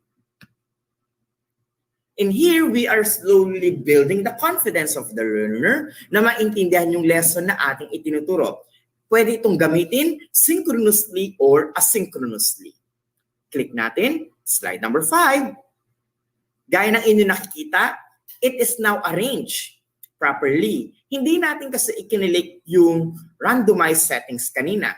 So take note, kapag naglagay tayo ng ABCD, avoid natin yung pagtatanggal ng click, avoid natin yung pagkiklik dun sa randomized item. Importante na kapag gusto natin ilagay ito, yung may ABCD sa ating multiple choice, dapat ay naka-uncheck yung randomized settings doon sa ating behavioral button na ipinakita ko kanina. So in here, for example, ang sagot natin ay stress canal. Yan. And then after that, makikita natin na, ganun lang pala kadali yung paggamit ng H5P. So, on the first part of our session, nakita ninyo ang mga sumusunod. Paano natin gamitin ang PowerPoint, yung mga previous material natin, to add materials dito po sa H5P. Simply need to copy it, screenshot, it will do. Okay po yun. Again, we need to make sure na ang ating inilalagay na content ay contextualized, mas pinasimple dahil ito ay isang added resource lamang, not the main resource. Next, importante na makapaglagay tayo ng set of exercises at gaya ng inyong nakikita, naglagay tayo ng multiple choice format na pwedeng maging klase ng automated style na radio button or yung multiple selection ng ating gagamitin. Okay? So I hope sa aking ipinakita sa inyo ay nakita ninyo at naibigan ang paggamit ng H5P. Again, ito po ay unang bahagi pa lamang. Kaya sa ating mga viewers na nanonood po ngayon, ayan, importante na sa paggamit po ng ating H5P, doon po sa material na ating ginagawa, malaking bagay kung meron tayong PowerPoint. Kasi ililift lang natin siya ng ililift. So, tayo po ngayon ay magkakaroon muna ng 10 minutes break. After that, we proceed to the second part ng ating session. Tandaan, mahalagang gamitin natin at matutunan itong tools na to kasi pag nag-create tayo ng H5P material, ay madali natin itong malink sa DepEd Learning Management System. Kaya, back to our host. Thank you!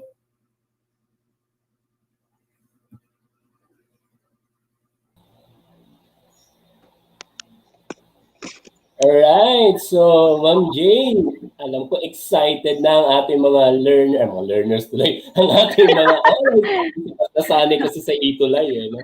Nasanay sa itulay. Okay lang yan, sir. Kasama talaga yan sa buhay. Nakakatuwa ang H5P.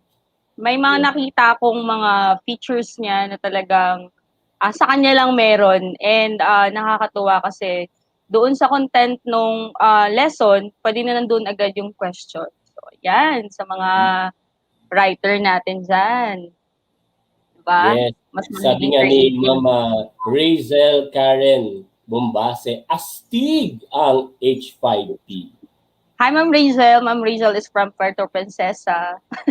Hello ma'am. Thank you so much po. Ayan, sabi ni Sir John Del Cueto, thank you so much, Sir Mark Anthony C. Maraming salamat po.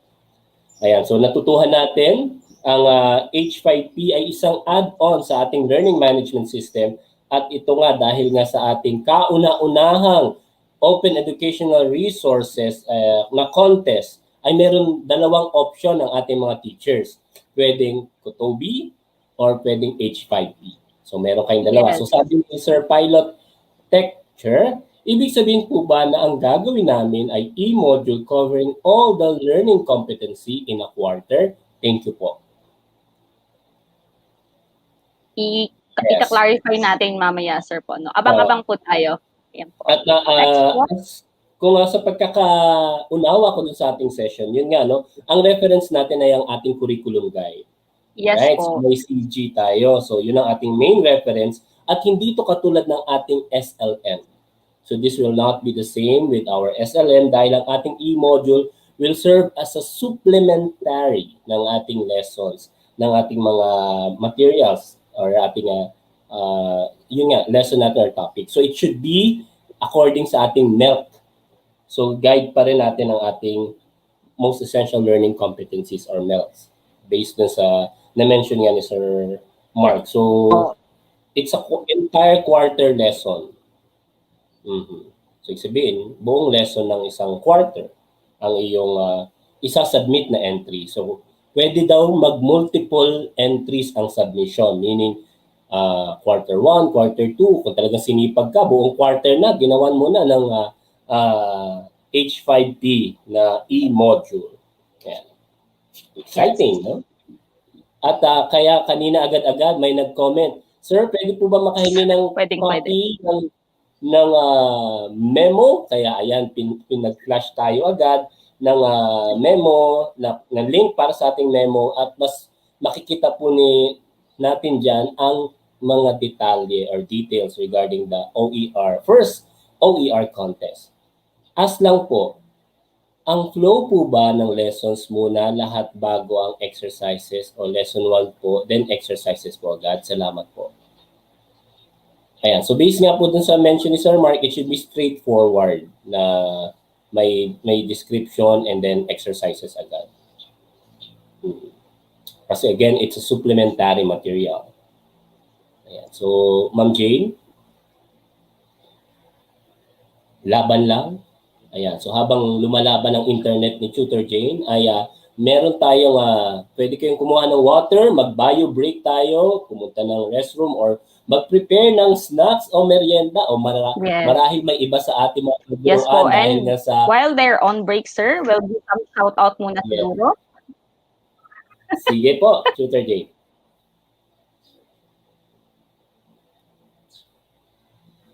Sige, basa ka, Tutor Jane, ng ating mga shout-out.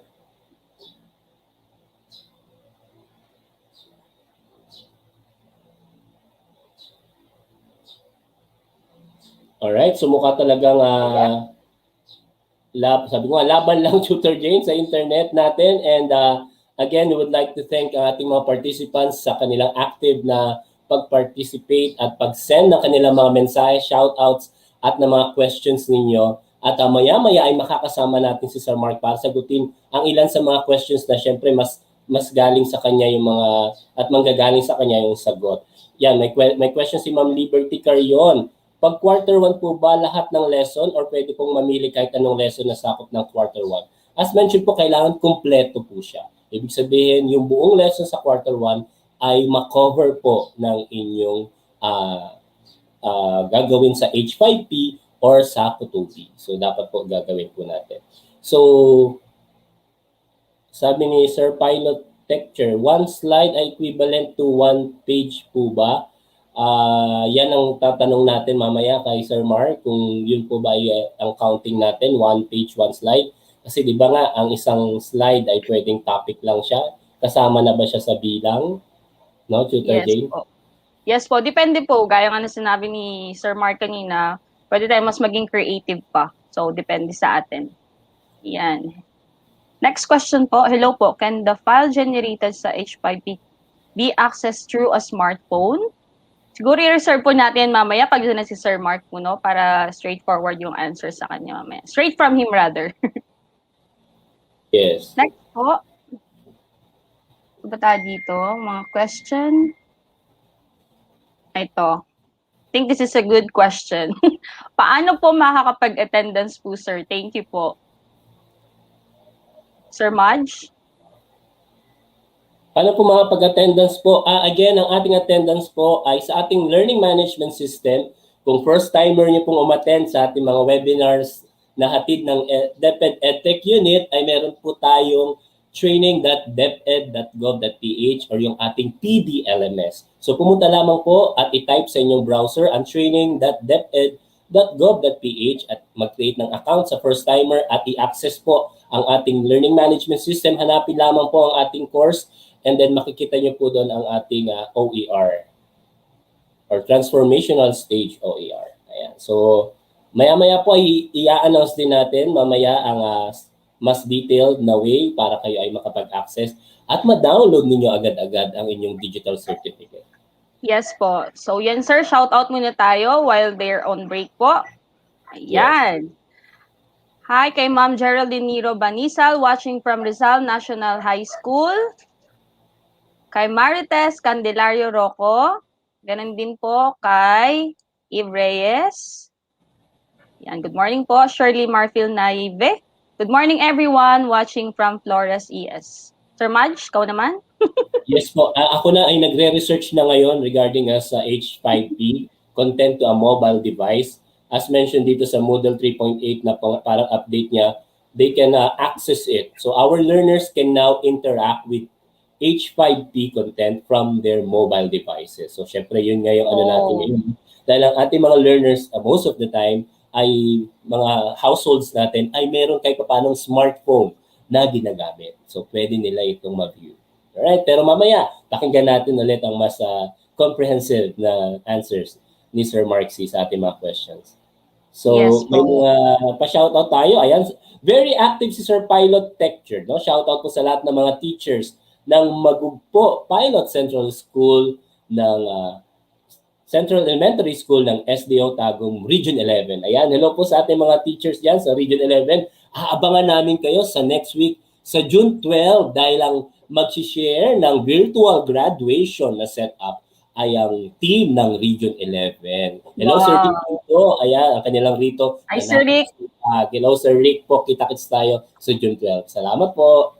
Ayan. Ayan. Pa-shoutout din po tayo kay Glenda Malika. Good morning, watching from STO Ilocos Norte. Ayan. Meron din tayong mga viewers from and participants from Albay. Ayan. SDO Antipolo. Ayan. Hello po, Ma'am Ina Lugo. Hello po. Good morning. Match. Ayan, sabi nga Sir Pilot Texture, ang tagum represents tagumpay. Tagumpay. Ayan, galing, no? And syempre, kinukongratulate din po natin si Ma'am Rowena Reyes for the success ng first part ng turnover ng Chromebooks for the 15 pilot schools. Ayan, congratulations po. Yan, congratulations. At That's a umpisa pa unique. lamang po yan. Umpisa pa lamang po. Kasi Yes. alam ko, Ma'am Jane, ay marami ang nagko-comment kay Sir Mark. Alam mo yung hashtag nga, sana all my laptop. Sana all ka talaga ngayon, no, sir?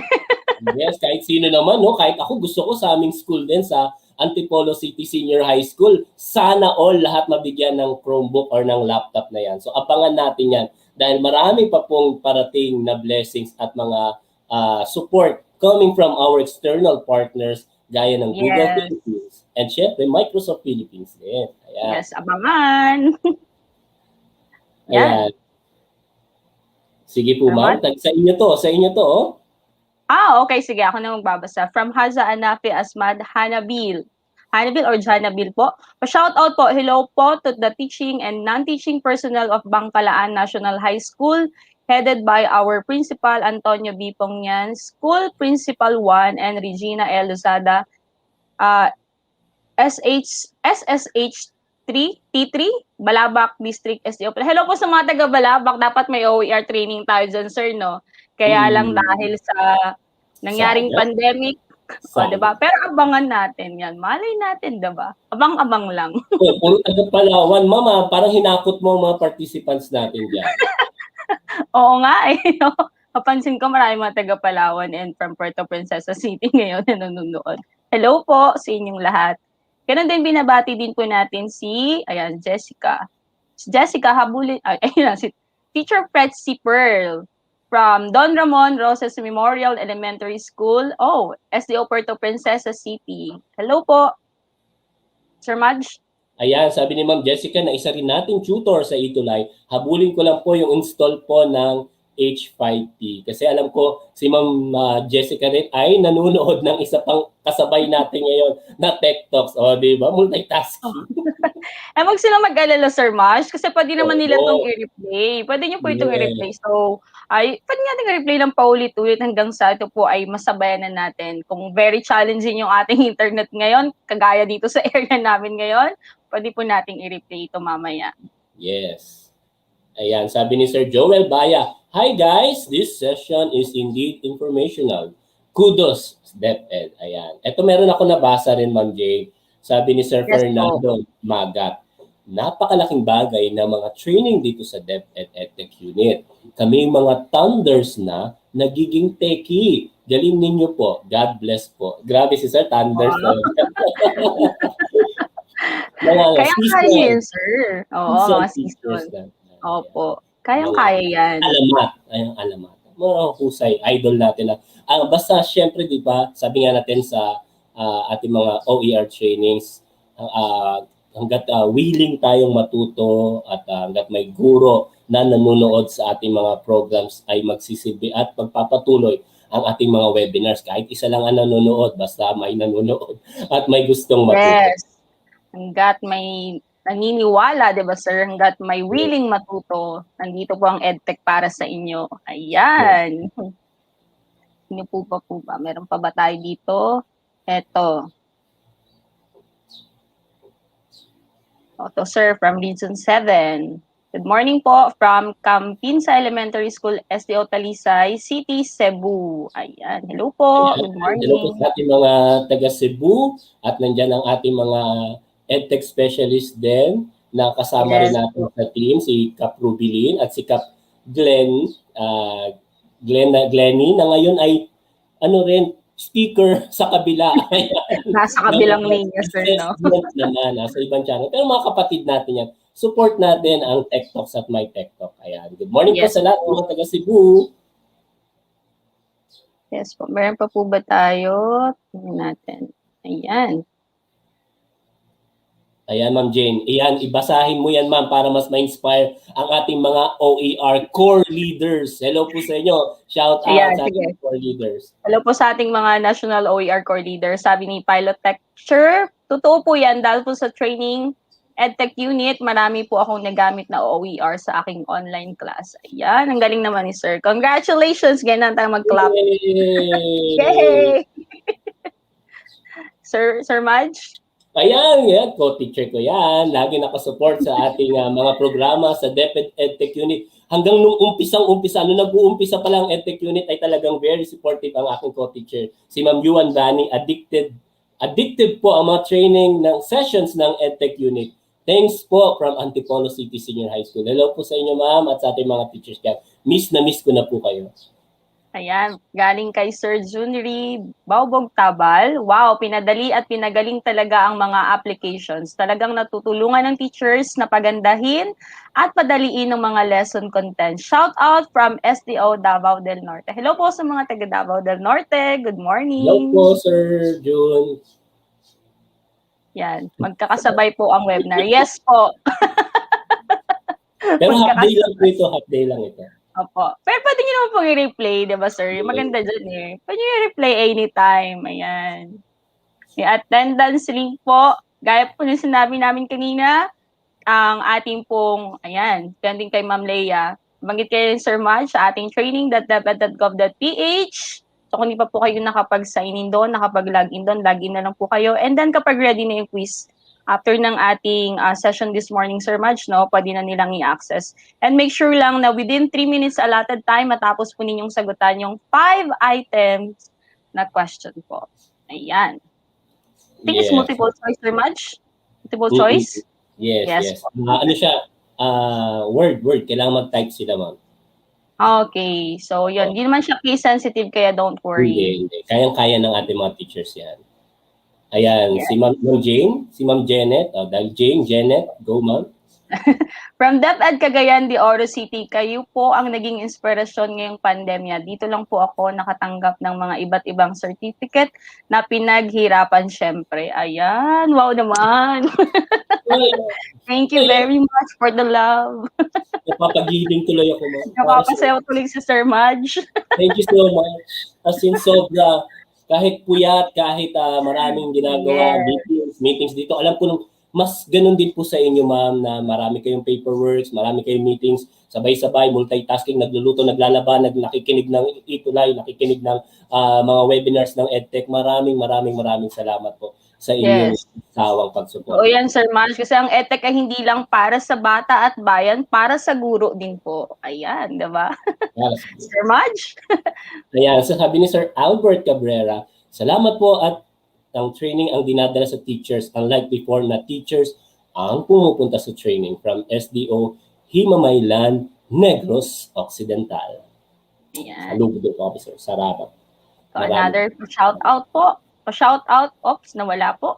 Balik natin. From Alitagtag National High School, SDO Batangas, si Ma'am Cecil Adaya. Hello sa iyo, Ma'am Cecil, na lagi ring #1 fan. Isa sa mga fans natin sa EdTech Unit. Thank you, Ma'am Cecil. Hello, Ma'am Cecil. Meron pa po ba? Ayan.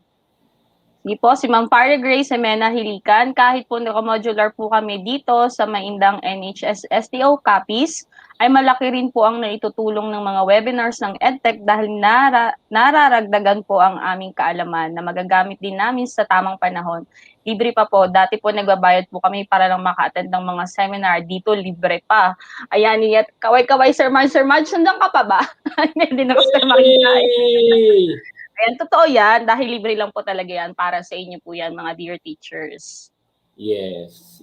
At talagang yan din parang pag natin, no, ang sigaw natin na pwedeng ilibre ang edukasyon, ilibre ang training, at talagang anyone can join sa ating mga sessions. So sabi nga ni Ma'am Shelly Labra, wow, new learning, new style. Salamat po Sir Mark C. from Salvavion National High School Division of Davao del Norte. Good morning po sa inyo dyan. Siguro po last shout out na po tayo ngayong umaga, at then we will continue po ang part 2 ng ating session. Ma'am Jane?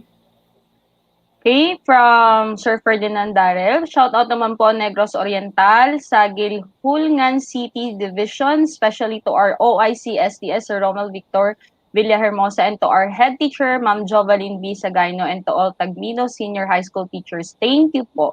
Thank you din po. Sir Madge? Ayan, so maraming salamat po. Ayan, Division of Palawan, Cuyo District, si Sir John Del Cueto, nakita ang halaga ko bilang guro. Ay, grabe naman si Sir. So maraming salamat po sa inyo. Ganda dyan sa kuyu, sir. Naging bahagi kami ng iyong journey at na-discover mo kung ano man yung mga realization mo sa buhay at naging papel. Yes. Ang DepEd EdTech Unit ay huwag po kayo mag-alala, hindi kami magsasawang magsuporta at magbigay ng mga katulad nitong webinar sessions para sa ating mga kaguruan. So maraming salamat po. Ngayon ay tayo ay magpapatuloy sa part 2 ng ating webinar session para sa Open Educational Resources Transformational Stage para sa ating H5P. Enjoy! Ngayon tayo po ay nagbabalik. Ako po ay lubos na natutuwa dahil nakita ko ngayon kung paano ninyo venture out ang paggamit po ng H5P. And we will continue regarding the use of it. So nakita ninyo kanina ang paggamit po ng multiple choice format at ngayon naman ay dadako tayo sa susunod na bahagi na ano pa ba ang iba't ibang klase ng exercises doon sa course presentation na pwede natin ilagay. So allow me now to share my screen to you at gawin na natin ang susunod na bahagi. Okay, sana ay nakikita ninyo ng malinaw ang aking screen ngayon. So earlier, nag-stop tayo sa pag-visualize kung ano ba ang magiging itsura ng ating mga pagsasanay. So for you to go back and edit your work, simple lamang ang gagawin. Click lamang po natin itong button na ito, the word edit. At babalik kayo doon sa material na inyong ginawa kanina. And you could add more to it. Again, i-click nyo lamang po yung word na edit para bumalik po doon sa inyong H5P material na ginawa po kanina. Once it is completely loaded, ang gagawin nyo lamang po ay i-click po iyon. Take note, ang ating pong pinili na format, especially if you are creating your entry for the OER contest, highly recommended po ang paggamit natin ng course presentation as an option here. So ang gagawin lang natin, punta tayo sa pinakadulo dahil dadagdagan na natin ito. Take note that in the OER contest, ang kinakailangan ay yung inyong content o nilalaman ay simple lamang na sinusundan ito ng mga sets of exercises. Now, we move on to the next part. What if, kunyari lang ha, ang ating ngayong ginawa ay nagdagdag na tayo ng mga susunod na bahagi o impormasyon o paksa. Again, balik tayo sa ating commons. So, dun tayo sa ating Araling Panlipunan, grade 6. Dahil tapos tayo sa ating module 1 at ginawa nating contextualize o mas simple yung impormasyon, ilagay natin ngayon ano ba ang nilalaman nung next na lesson. So halimbawa, module number 2. Okay? Download lang natin para meron tayong actual o eksakto na konseptong kukunin. So we are done with module 1. Sabi ko nga, ang entry ay isang buong quarter. So we move on to module number 2, ang kukunin ko lang dito ay yung pinaka-title niya ha, pero hindi yung nilalaman mismo. I make sure na yung kanyang contents ay mas pinasimple. Okay? I'll just click it. Ayan. So kukunin ko lamang dito, ito, ang kilusang propaganda at ang katipunan. So I'll click this one, screenshot lang ang aking gagawin. Screenshot. At hindi ko na i-indicate ang module number 2. Basta ang nilagay ko lang ay kung ano ang title o paksa nito so that it will drive doon po sa ating mail. Okay? Lagay ko lamang. So ito yung kaninang title natin. Ito ngayon yung susunod. Sabi ko nga, copy, paste lang. So I'll save that one as an image. So halimbawa yan ay item number 4 na. So I'll go back now to my H5P content. Ayan. Click this add new slide. Tinuro ko na yan kanina. At i-click ulit natin ang image. Hanapin natin yung aking inilagay kanina na material which is saved as a file name na 4. Ayan. And then click done.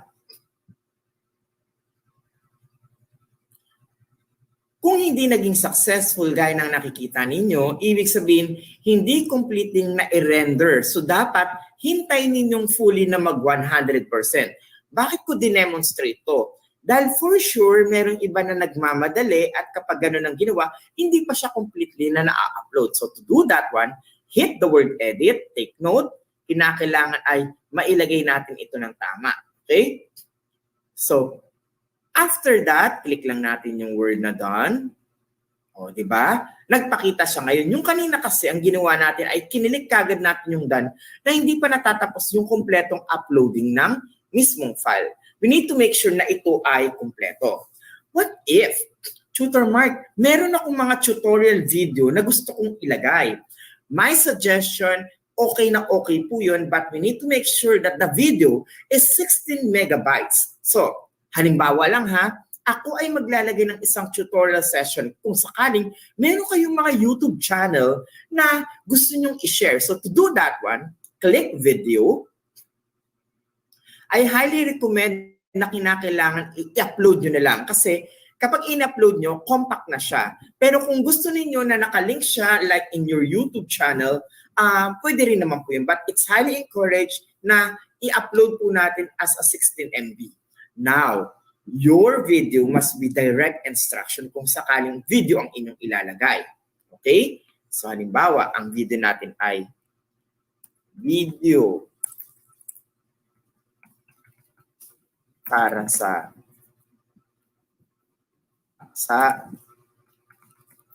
ng kilusang propaganda at katipunan. Halimbawa lang to ha. So I'll click this one, add file. Pwede kayong maglagay ng URL link from your YouTube channel gaya nga ng aking binanggit or a type of video na Creative Commons. Pwede natin niyang ilagay. Pero kung sakaling you want a personal touch na video episodes ninyo or instructional or tutorial video ninyo, ay pwede naman po. So I'll upload the video. Ayan, hanapin ko lang muna ang mga files na pwede natin ilagay.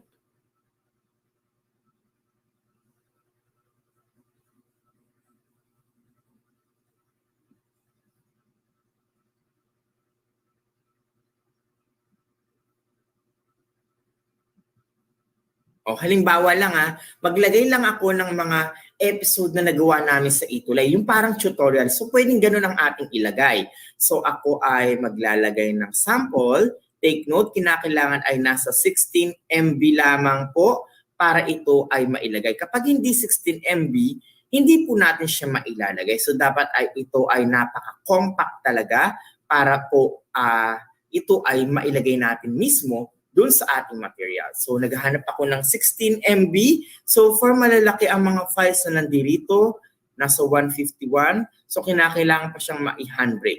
Now, for this case lang, for the sake of this demonstration, maglalagay ako ng uploaded video. Halimbawa, si Gregoria de Jesus. Okay? Kasi for katipunan. Click ko yung open.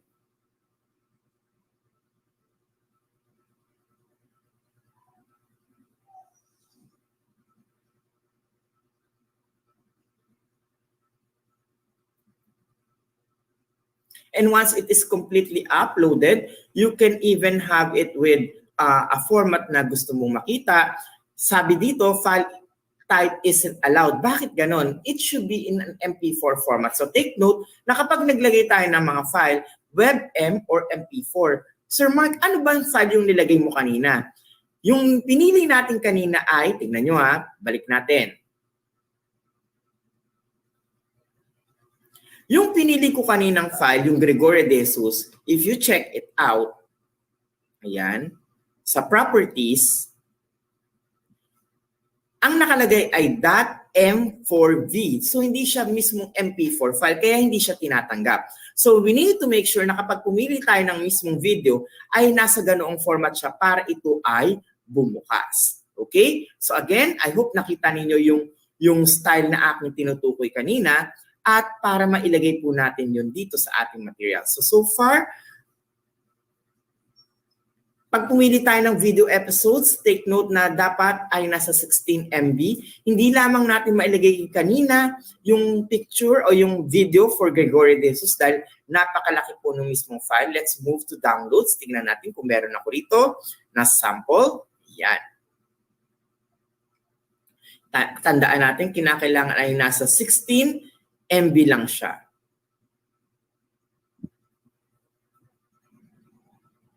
So far, malalaki yung mga nandito na files kaya hindi tayo makakapaglagay. Ayan, naghahanap pa rin ako ng videos. So kung wala tayong mahanap, take note, we could always have handbrake. Ang handbrake po ay malaki ang naitutulong. So how to utilize that?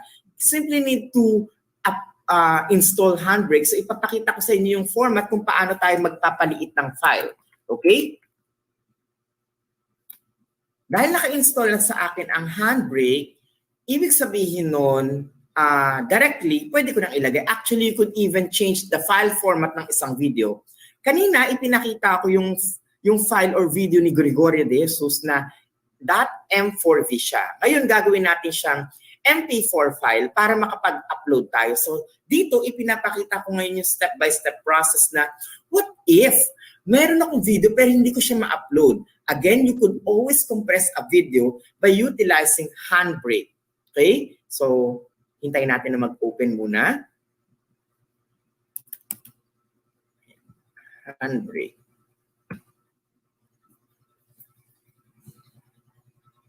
Madali lamang pong gamitin yung handbrake dahil ang kinakailangan lamang ay hanapin natin yung video na gusto nating paliitin ang file at papalitan natin yung kanyang settings. But take note that when we change the settings nung mismong video, ay maaari pong ma-compromise ang kanyang quality. Pwedeng maging mali, pwedeng same ang linaw, o pwedeng medyo maging malabo siya. Depende po ito sa kung gaano kalaki yung ating ilalagay na video. Okay?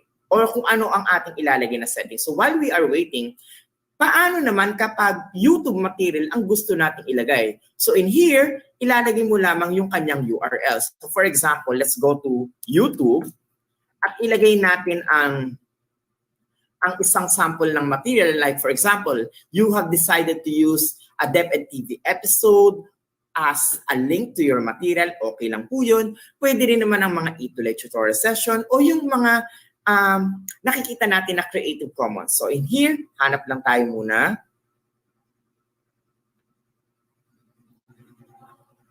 Yan. Medyo mabagal ang net. Type lang natin. DepEd EdTech. Ayan. So while it is loading, ayan po, click natin. Kinakailangan lamang ay pumili tayo o kuha tayo ng URL doon po sa video na ating kukunin para mailagay natin sa H5P. Again, you have two options. The first option is for you to upload a file and then the other option is for you to have the URL. Mas magaan-gaan naman kapag URL. Okay? So click lang natin. So I need to look for the Araling Panlipunan video. Sample lang ang ating shoot ang ilalagay ha, para magkaroon po kayo ng idea.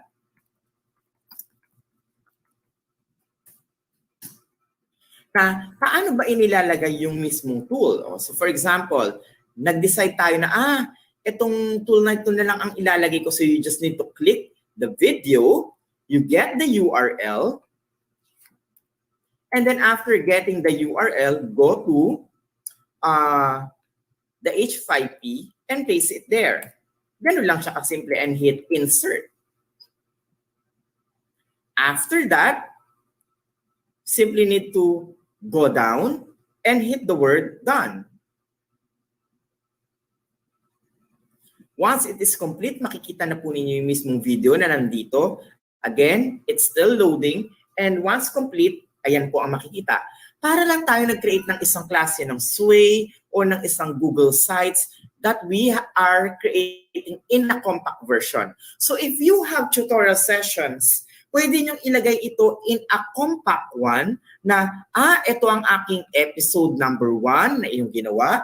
Ito ang aking episode number 2 na kung saan after that, makikita natin yung exercises. Again, I am giving you an example or options. Pwedeng a text format or pwedeng video format, which is link.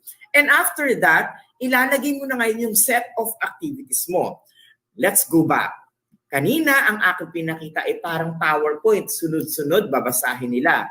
Pwede rin naman na ang style mo ngayon ay maglagay ka ng video at yung video na yun ay nandun na nagtuturo ka, nagsasalita ka, nag-i-instruct ka, and you could put it in different phases or parts. Paano yun? Tutor Mark, for example, itong bahagi na itong video na ito ay part 1. Pwede mo i-indicate dyan text, and then just simply put there, doon sa kanyang content, type mo lang part 1 para alam ng bata na yun ay part 1 ng session na yun. Drag it, part 1. And then after that, I can have another one. So copy ko lang yan. And then paste. Then, drag it on the other side. This is part 2.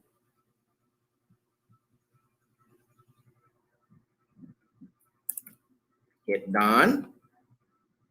And then, locate again another video. Sabi ko nga, kung meron kayong mga nagawa ng mga instructional video, as much as na nag-conduct ng synchronous classes na nire-record, it will be utilized. Malaking tulong yon sa mga teachers natin na YouTuber. You could always link those materials. Okay? So, back lang muna natin. Kuha tayo ng iba pang video. So, halimbawa, ito naman po yon. Remember, we need to simply click or copy the URL of the material. So, hanap lang tayo ng Araling Panlipunan ulit.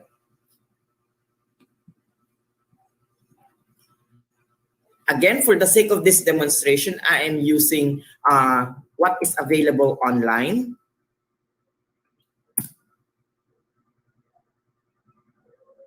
So, halimbawa, ito naman ang ating gagamitin. Open link in the new tab. I'll copy the URL. Go back to H5P. Take note, to add a video, hit this one, click it.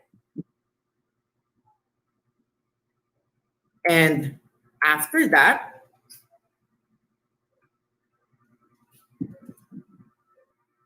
pwede mo lagay video number 2. Ayan. Basta bigyan nyo lang siya ng name. After that, click insert and then click done. So it means that kung gumawa ka ng tutorial video, magagamit at magagamit siya. So i-rearrange mo lang at ang material mo ay one click away. It's a compact version na lahat ng ito ay pwedeng mailagay sa DepEd Learning Management System. Again, you now have part 1 and part 2. Hindi natin siya ginawa na context na magbabasa ang bata, pwedeng video format na kanilang papanoorin. And after watching it, pwedeng sunod-sunod dyan ng mga videos. Let's duplicate it. So, kunyari, Tutor Mark, gusto ko parehong format eh. Pwedeng ganun ang ating gagawin. So, instead clicking add a new slide, you can clone the slide. And after cloning it, you can have the same doon sa ating susunod na bahagi. Pero papalitan ko lang syempre, magiging part 3 to. Ayan. Edit ko lang. So part 1 will become part 3. Okay, done. But of course, it will be a different video. Ang pinakita ko sa inyo kanina ay klase ng video kung saan YouTube ang ating material. Sabi ko nga, it's important for us to have a material na kung saan ay gawa natin para may personal touch or the OERs na pwede po natin makita online. However, if you want to upload a material at gusto mo na mapaliit yun, you could always use the handbrake. So ito po yung handbrake. Okay? Habang hinihintay natin, ayan, click muna natin tong word na done.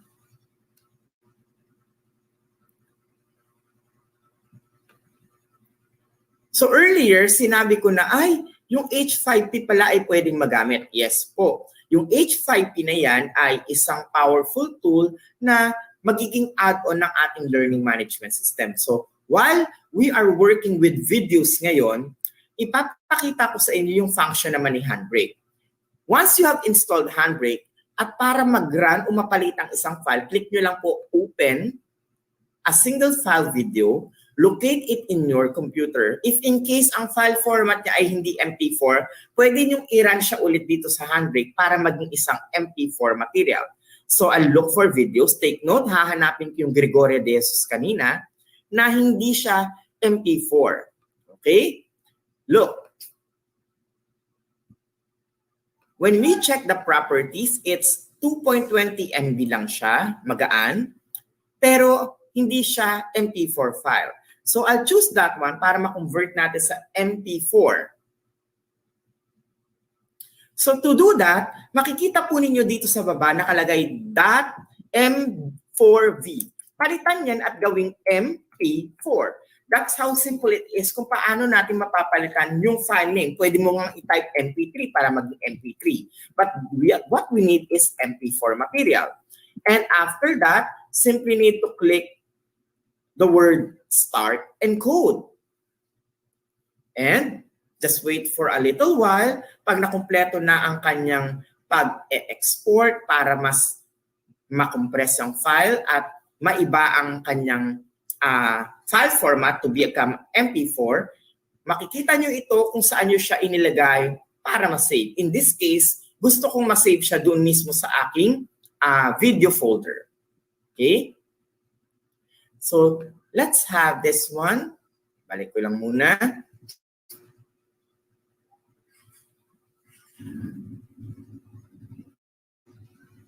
Yan. Let's click edit again. So gaya ng inyong nakikita, ito yung ating mga kinreate kanina.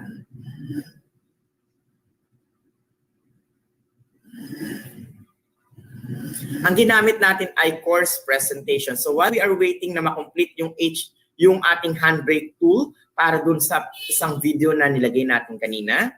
Okay. Ayan.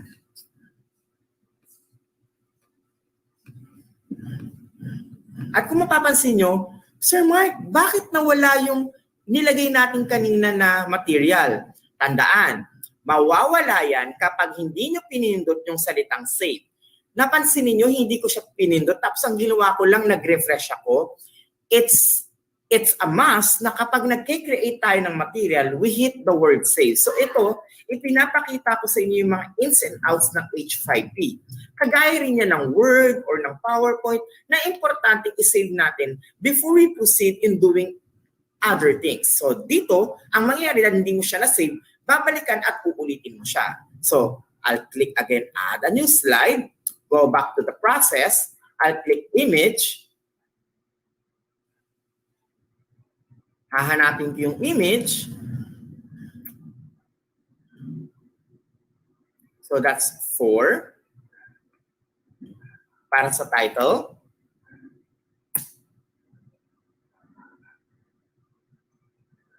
Take note, you need to wait for it to upload 100%. Pag nakita nyo na at nagpakita na siya dun sa mismong item, pwede nyo nang i-click yung word na done. Hindi yung basta na lang kayong mag-click kagaya ng dinemonstrate ko kanina. So ngayon inuulit lang natin at ipinakita ko po na importante pindutin ninyo yung button na done. Dahil kapag hindi ninyo ginawa yun, ang mangyayari ay bigla na lang siyang mawawala. At importante rin na i-click ninyo yung button na save para secure kayo na nandun yung material na inyong ginawa. So again, let's have this one, yung text. Lagay natin. Part 1. Sabi ko nga, kung meron kang tutorial,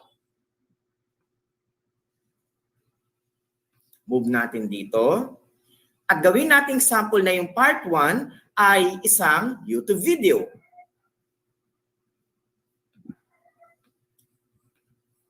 Copy natin yung URL.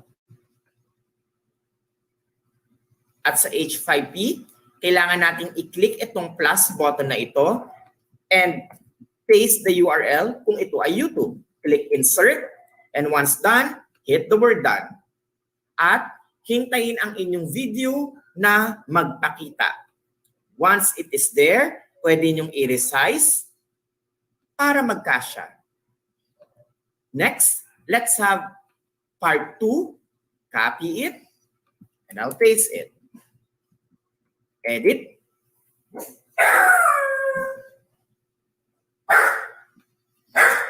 At ilalagay ko naman ay part 2. Click done, and I'll drag it onto the other side. So parang inulit lang natin yung kanina. So this time, ang aking ilalagay dito sa part 2 ay yung ating video. So kung makikita ninyo sa handbrake, meron na lamang tayong natitirang almost 3 minutes to completely convert the video into an MP4 file. So ano ang ipinapakita natin sa bahaging ito? It's very simple. Pwede tayong maglagay ng video sa ating H5P content na ang ating tutorial ay ilalagay o yung instruction ay ilalagay para manonood na lang ang bata. Yung sa version kanina sa ating part 1, ang ginawa natin ay magbabasa sila ng text and after that they will answer. Again, ito ay iba't ibang klase ng option kung paano inyo mapapaganda o gagawin ang inyong H5P contents. So in here, once na malagay na natin yung video, ang gagawin nyo lamang dyan, click video, click this plus button, and you need to upload the file. So while we are waiting, meron na lang tayong 2 minutes, nakikita naman po sa handbrake kung ano ang ating elapsed time. So tandaan, sa paggamit po ng H5P, nakakatulong din po ang handbrake. It's a free software tool na kung saan po ay pwede nating mapaliit o mapakompress at mapalitan ng file format ang isang video. Kindly make sure na ang ating pipiliin ay nasa okay na quality like this one, fast, 1080p, 30 para malinaw ang video. Dahil kapag pinalitan po natin yan, okay naman po yung ganong klase ng settings pero napapaliit po nito ang quality. For example, pinili ninyo ang web, tapos pinili mo ang Gmail, 10 minutes. Kung yan ang pinili ninyo, look at the specs, 288p, 30. So usually, ang mga pictures na yan ay para na siyang magiging pixelated, na hindi siya magiging appealing or maganda. So we need also to consider na maging viewable siya at maganda pong tingnan. Okay? Now going back. So take note, pag nabuo na po ang ating conversion, ang makikita po nyo dito ay complete green na po yung handbrake. Pag complete na po siyang naging green, ibig sabihin yan, my dear teachers, ay ready na natin kunin yung mismong video. Sasabihin niya, cue, finish. So now, I can go back now to my H5P, upload the file. Then, sabi ko nga kanina, isinave ko siya sa aking video folders. At nandito siya ngayon sa baba. Click it, hit open. This time, it is already an MP4 file na ipinakita ko kanina kung paano ginagawa. Take note, huwag ikiklik kagad ang Word na done hanggat hindi nagawa 100% ang pagkaka-upload ng isang material. It is necessary for us to make it to upload it completely doon sa H5P. And you can even name the video. Halimbawa, Gregoria de Jesus. Nasa sa inyo kung paano nyo papangalanan ang inyong video na ilalagay. Again, that's your option. So in here, nakakita kayo ng 2 versions. Ang unang version ay what if meron kayong YouTube o what if meron kayong recorded video na instructional ang format niya. Again, for the sake of this demonstration, ang ginamit ko ay nasa EdTech unit na itulay at yung isa naman ay isang created naman na TV episode for Gregorio de Jesus para po sa DepEd TV. Now, let's hit the save button. Ayan. Kapag nakumpleto ang ating pag-save, makikita na natin yun na ano ba ang itsura nito kapag atin siyang view. So, ito yung usual na parang PowerPoint lang. Ayan, nakikita natin yung slides. Very direct at pwedeng sagutan ng mga items. But you could also jump. Look, pag tinignan natin yung mismong episode, kapag ito ay YouTube, ikiklik lang yan. Learners can even watch it directly using H5P. Ang mga pangunahing sulit. Or you can upload. Ito naman yung version na yon.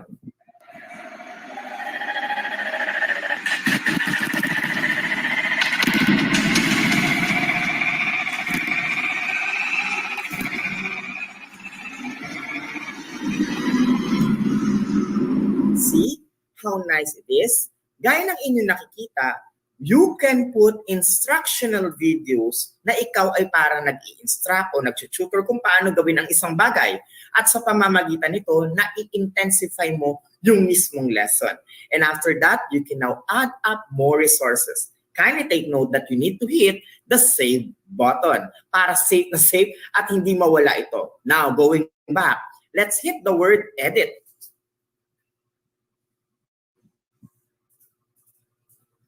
Bakit tayo mag-i-edit? Pagkatapos na ipinakita ko na, pag video material pala, ganun ang magiging konsepto. Again, you can mix and match it. Pwedeng via text format na parang kagaya lang sa PowerPoint or meron kayong instructional video. Nasa sa inyo kung anong appeal ang gusto nyong ibigay. Tandaan, we will give the criteria for judging this coming June 14. So, moving on. Again, magdadagdag na tayo ng exercises pagkatapos ng isang topic, ang kasunod niya ay isang exercise. So to do that, let's click Add a New Slide. And this time, kanina ipinakita ko ay multiple choice. Ngayon, ipapakita ko naman what if true or false question ang ating gustong ilagay. Hit it. And after that, simply need to click the material. Tutor Mark or Sir Mark, paano kapag true or false? Ganito ang mangyayari, talagang true at false ang makikita ninyo. Therefore, it is not applicable for subjects such as Araling Panlipunan and Filipino or the mother tongue sapagkat naka by default siyang in English na true or false. So this is only good, excuse me, this is only good if your medium of instruction is in English. Kapag in Filipino, I highly recommend to use multiple choice format but you only have the two. Ito kasi, true or false, talagang pang dalawang option lang siya. Pero nga, English ang kanyang ginagamit na pananalita. So as a recommendation, kung tama o mali ang iyong pagtatanong, balik tayo sa ating balik tayo dun sa ating multiple choice type. Okay, so I hope na-explain ko po delete ko muna to.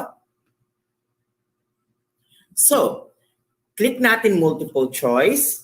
At again, ang gagawin natin ay tama o mali. So instead of untitled multiple choice, tama o mali, pagsasanay, number 2. O pwede rin na ilagay lang natin pagsasanay, number 2. Question number 1. So you just simply need to type. Okay? Halimbawa, number 1. Sino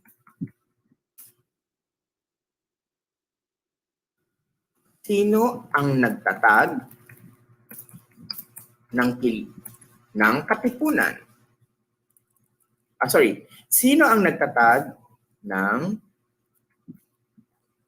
palitan natin, sino ang ama ng katipunan? Ayan. And then, give now your choices. As you could see, I have indicated number 1. Okay? Tapos gawin kong option ay letter A, Jose P. Rizal. Hindi naman siya tamang sagot. Question number 2. Option number 2, letter B, Andres Bonifacio. That is the correct answer. Add an option. And then this time, lagay ko, halimbawa, Emilio Jacinto. That's letter C. And then, after, I choose now behavioral settings. Dahil ako ay naglagay ng ABC, tatanggalin ko ang randomized answer. Tandaan ang concept na yon. Okay? Hit the word done. And I have now my question number 1. Simply drag it para makita yung check button. And you can add same questions. Dagdagan lang ito. Simply click multiple choice and add more items. hanggang sa mabuo ninyo lahat ng mga question fields na gusto nyong ilagay. Again, nasa sa inyo ang option kung paano nyo ilalagay yon. Sir Mark, what if ang gusto ko ay hindi multiple choice? Ang gusto ko ay parang open-ended o ito ay isang klase ng identification format. Is it also possible in H5P? My answer to it is yes. Makinig ng mabuti kung paano yun gagawin.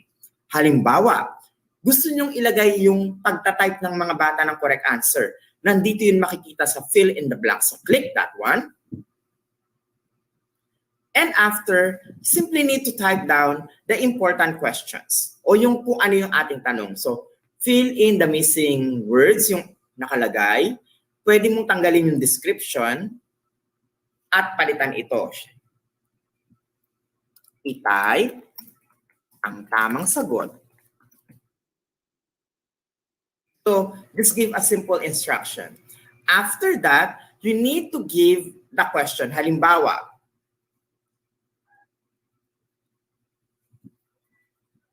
C,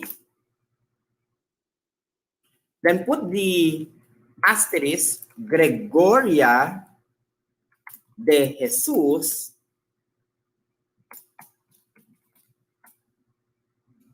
and then another asterisk ang asawa ni Andres Bonifacio. Halimbawa lang to ha. So if you would like to have an identification format, yung may blank style, ganito ang ating pwedeng gawin. At habang ginagawa natin ito, we can add more blanks to it. So papaano? Pwede kang mag-type ng in a sentence format kagaya nito. So pakita ko lang po muna.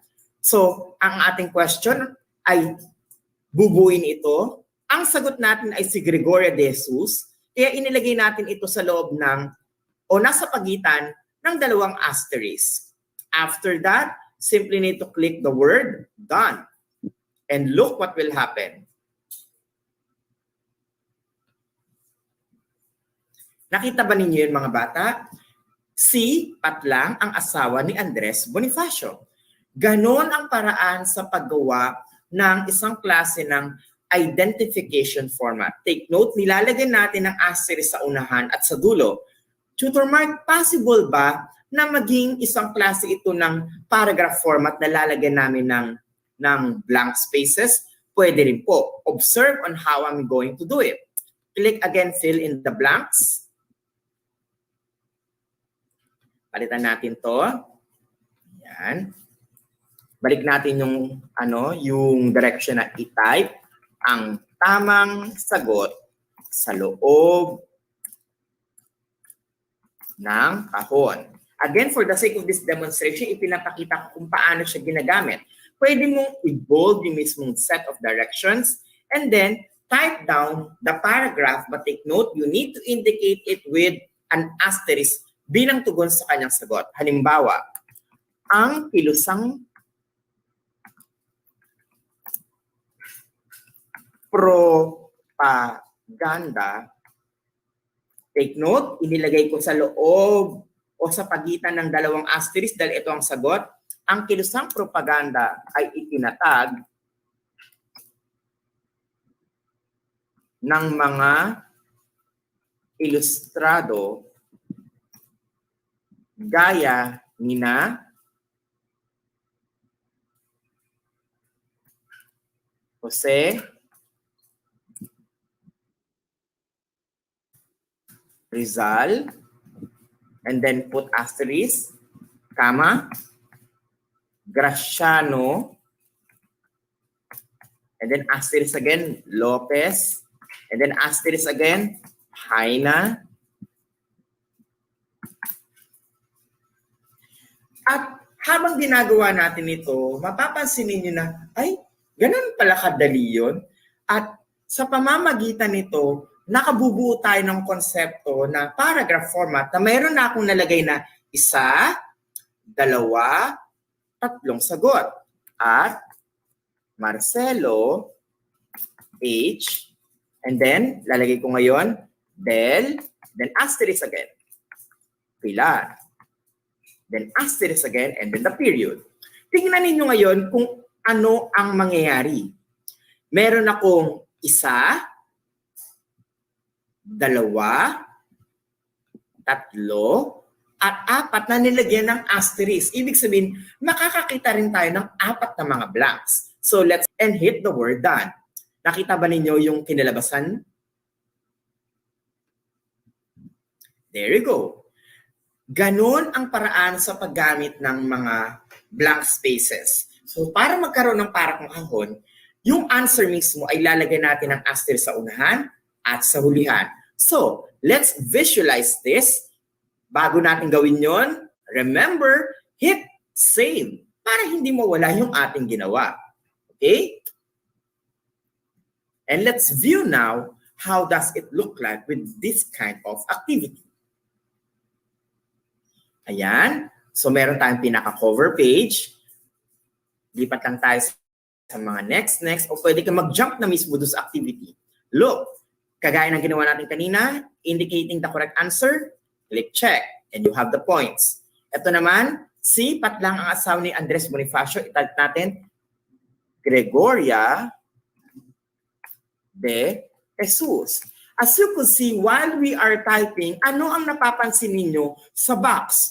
Humahaba or nag-a-adjust siya. Get it? So habang tayo ay nagta-type, humahaba din yung mismong box. Nag-a-adjust ito para sa atin, para ma-type natin ng tama yung mismong sagot.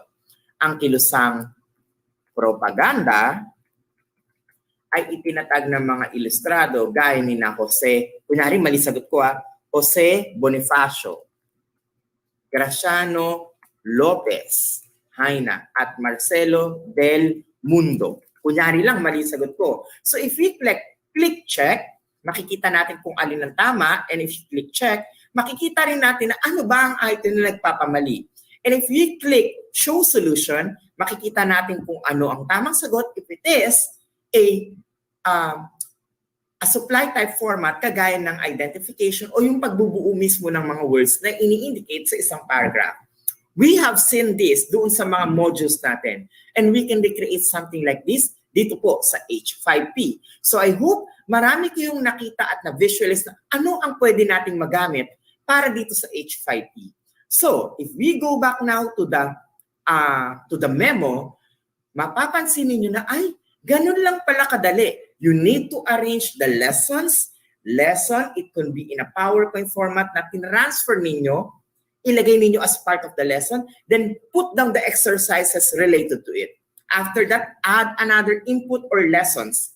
Pwedeng video, pwedeng pareho. Nasa sa inyo kung paano siya i-combine. After that, indicate the references, and then the last slide will be the logo. Ganun lang po kasimple kung paano nyo ipapasa o gagawin ang isang OER contest material kung sakaling gusto po ninyong mag-join. Now, let's go back to H5P. For example, nailagay na natin yung references at saka yung mismong DepEd Online logo doon sa dulo. Ano ang susunod na step? The next step would be by clicking this word reuse.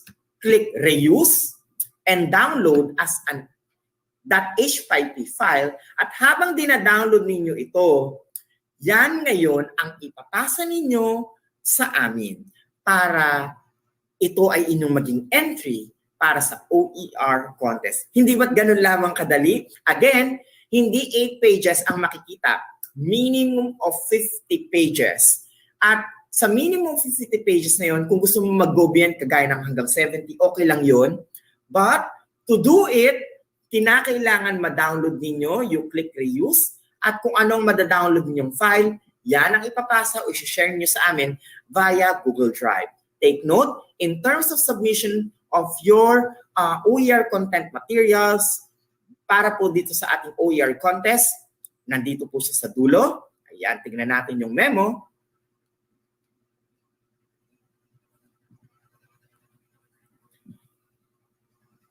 Send the entry to oer@deped.gov.ph. Indicate the grade level, the subject, the quarter or semester, and the name of the author. Take note, one author only because this is an individual task. At meron tayong a total of 527 winners for this OER contest. What if meron din tayong hahanapin na additional winners or awards? Sa 527 individual winners, hahanapin natin dyan ang top 10 teachers. Ibig sabihin, yung top 10 na yan, yung may pinakamagandang gawang OER modules dito sa ating contest. So, may additional prize yung top 10 teachers na ito. Adding to that, kung sakaling meron tayong makita na talagang masyadong magagaling, part 2 yan, kaya meron din tayong a-awardan ng top 20 schools having the most number of winning OERs or e-modules. Anong concept ito? Halimbawa, si teacher number 1 at si teacher number 2 ay nanggaling sa iisang school. Tapos nun, nanalo silang dalawa at nanalo pa ang iba nilang kasama. Hahanapin natin yung most number of schools na nagkaroon ng maraming winners. At dahil dyan, makakatanggap din sila ng prize. Next to it, hahanapin din natin ang maraming nanalo sa isang division, the top 10 divisions. And lastly, the top 3 regions. Abangan ang mga prizes na ibibigay for the OER contest this coming June 14. Ayan, so going back, kapag natapos na po natin ang H5P, yang na-download din ang magagamit natin para doon sa ating DepEd Learning Management System. So allow me to open my account in the LMS. So, gawa ako ng sample ha. Ayan. Para at least makita ninyo yung importance na, ay, bakit ba nagpapakontest si DepEd? Ayan. Ito po kasi ay isang material na magpaparami at magpapa-enrich ng ating mga resources. Take note, ito po ay dadaan pa rin sa quality assurance na yung mga napili pong nanalo bago po i-upload mismo sa system. Okay? So I'll click first my material.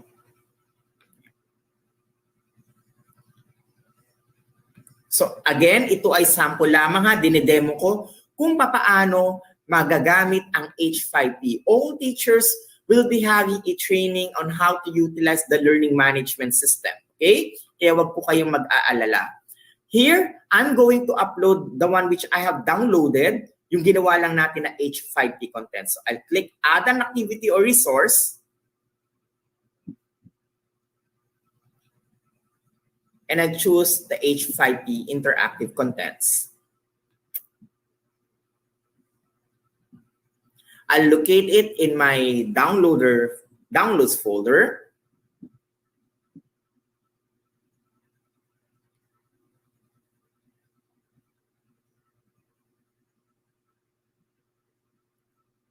I can simply select it. So nakikita po ninyo, mag-a-upload ako ng material. I will upload the file by locating it.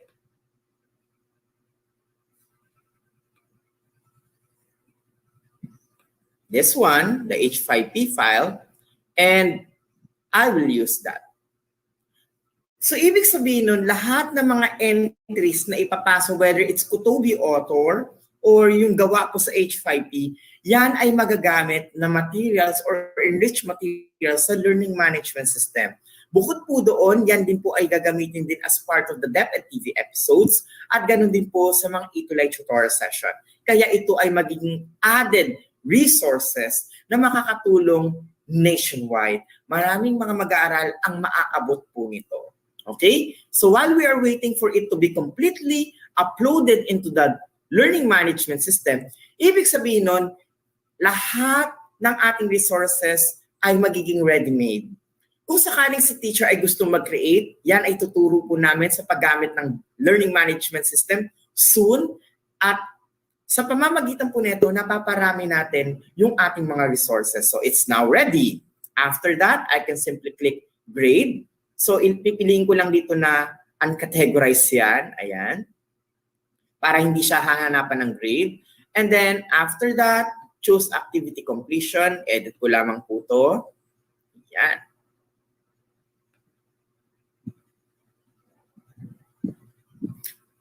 So again, these settings, yan ay pwedeng ibahin, depende sa preference ni teacher. But again, sabi ko nga, magbibigay kami ng separate training regarding the learning management system. Ang ipinapakita ko sa inyo rito ay paano nag-blend yung mismong H5P na ginawa natin sa learning management system. So I'll click now, save and return to course.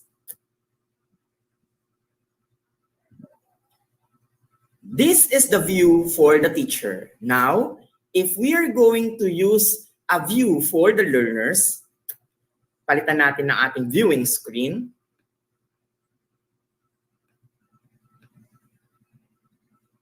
I'll switch my role first to a student para makita ninyo kapag visualize sa ating mga learners. So this is the H5P content. Take note, ang title na Araling Palipo ng 6 Unang Markana ay ating inilagay kanina. There. Hit it. At kung ano ang ating ginawa sa H5P, yan ay makikita rin natin ngayon na naka-embed na at nakapasok sa ating DepEd Learning Management System. Okay? So let's wait for it to completely loaded. Ayan. So take note ha, ito po yung H5P kung saan natin ginawa. Dinownload natin by clicking the word reuse. At nung nakuha na natin, yan material mismo ang inyong isi-send out sa amin for our review. I-check po yan kung ano ang quality na nandoon following the set of criteria. At ito na ang ating learning management system. Nakalagay na ang H5P content. See? Click lang. At embedded siya. Therefore, malaking bagay po ang inyong mga resources na maipapasa as an entry, lalo kapag ito ay nanalo. Take note, ang i-upload lamang po ng EdTech unit ay ang mga winning o ang mga panalo po na sa OER contest, yung 527 po na materials. So, here we have the YouTube content, na tayo ngayon. Or the uploaded video. O di ba nakakatuwa kung saan kung meron kang instructional video material na gustong yun mismo ang mailagay doon sa inyong ipapasang OER contest material ay pwedeng-pwede po. At nandito naman ang ating mga interactive exercises. See, kinilig ko yung check. Mali. Ayan. So it's really a matter of understanding how this one works. At ako po ay lubos na natutuwa dahil ibahagi ko sa inyo ang kompletong konsepto ng H5P. So with that, maraming salamat po at sana ay nakita ninyo yung wisdom behind the OER contest at kung paano natin mamamaximize ang paggamit ng H5P tool. Take note, marami po ditong mga tools na pwede pa ninyo ma-discover, but these are the basic ones which is very helpful and essential, especially doon sa ating pong ginagawa na OER contest. Again, nasa sa inyo po kung gusto nyo parang PowerPoint format na kapagtapos nun ay nandoon ang mga set of exercises o isang klase ng video material o tutorial video material na susundan naman ng mga exercises. Please remember, our criteria, kinakailangan na isang buong lesson mismo ang inyong ilalagay para sa isang quarter. Kung merong itong 5 skills, kinakailangan 5 skills din mismo ang ating ilalagay. If there are 10, 10 din po. At nandito ang mga subjects na kasama po sa first OER contest. Maaari pong bisitahin ang memo ito sa EdTech page po o sa FB page ng EdTech unit. Maraming salamat and the floor is now open for your questions. Maraming salamat. Back to our host.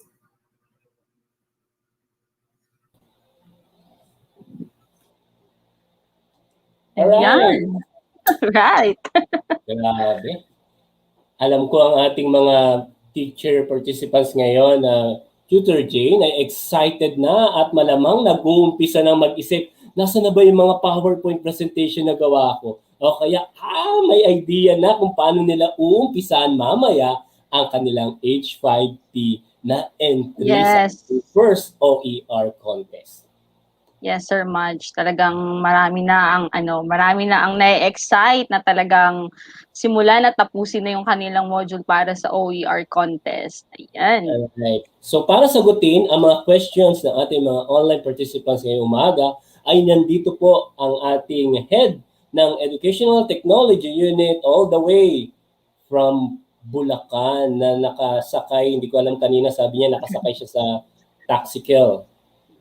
Ayan, Yes. tricycle, Sir Mark C. Siyempre, kahit Mark? saan, anytime, anywhere, ay talagang nakasuporta ang ating EdTech Unit Head. Sir Mark, pasok.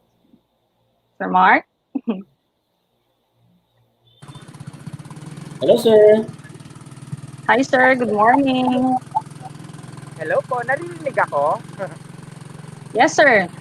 Okay, so pasensya na at phone touch lang ako ngayon. On travel lang po. So I am ready to answer the questions or queries ng ating mga participants. Ayan, sige po, Sir Mark. Unahin nating basahin. Ito si Ma'am Jessa Vergara Monge. Good morning po. Ask ko lang po sana if pasok po ito for innovation or publication po. And will the winners and participants will have a certificate din po? If pasok po ito for innovation or publication, sana po ay indicated po ito sa certificates. Thank you and God bless Sir Mark and DepEd ETU fan. Thank you for that question. Sir Matt, ito ay pasok po sa tinatawag natin na innovation. So, sa ilalabas natin na added criteria or information regarding sa criteria for judging, ilalagay po natin ang impormasyon na yon as part of the innovation at ang mismong author at kung ano po ang kanilang mga prizes. So, rest assured na properly cited po, lalo na kung ito ay mapipili na maging part po ng e-modules na i-upload sa ating pong DepEd Learning Management System. Salamat po. Ayan, thank you Sir Mark. Siyempre, ang ating mga guro, Tutor Jay, di ba, ay talagang other than the skills ay may apply nila, ay siyempre, iba pa rin yung may pwede tayong i-present at pwede nating magamit. Malay mo, di ba, ma-promote ang ating mga teachers, mag-apply for promotion. Di ba? Iba yan. Kailangan talaga natin yan. Good question. Sige po. Eto Ma'am Jade, pakibasa po ang next question sa ating si Sir. Naku, lagi nakatuto kanina pa. Oo nga, si sir. Ito na, sir. Can we use video materials from DepEd TV and EdTech Unit po? Sir Mark? Yes po. Actually, if you would like to utilize the episodes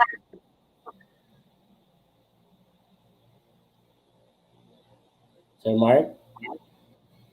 Laban lang, Sir Mark. Laban lang, sir.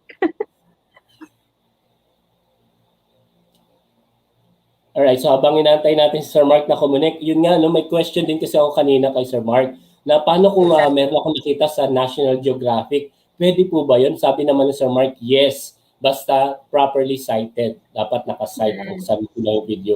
And yung DepEd TV materials din ay, Sir Mark, ayan na, Sir Mark? Wala pa rin? Ay, maaari. Sir Mark, maaari, di ba? Kasi yun nga, no, basta properly cited at dapat naka-indicate. Yes po. Naka-indicate sa references po. Yes. Yan. So, siyempre, ang daming magaganda, di ba, Tutor Jane? Ang dami rin magagandang resources online, yung mga galing nga sa National Geographic, mga NASA na videos, di ba? At maganda na makita rin ito ng mga bata. Kasi yun yung mga latest na mga learning materials na gawa ng mga talagang nasa industry. Ayan, naku, may pa-jacket daw. May pa-jacket. Sana may pa-jacket daw. Sana, no? Sana may pa-jacket, sir. Tingnan natin. Abangan po natin kung mayroong consolation prize. Ayan. Okay, Sir Mark. Ayan, Sir Mark, hello po. Ayan. Hello po. Sir Mark, ulitin ko lang po yung tanong, sir. Pwede raw po bang gamitin, sir, ang video episode, sir, ng DepEd TV? Yes po, pwede po natin magamit ang episodes ng DepEd TV or even yung mga e-tulay sessions. However, we use the YouTube.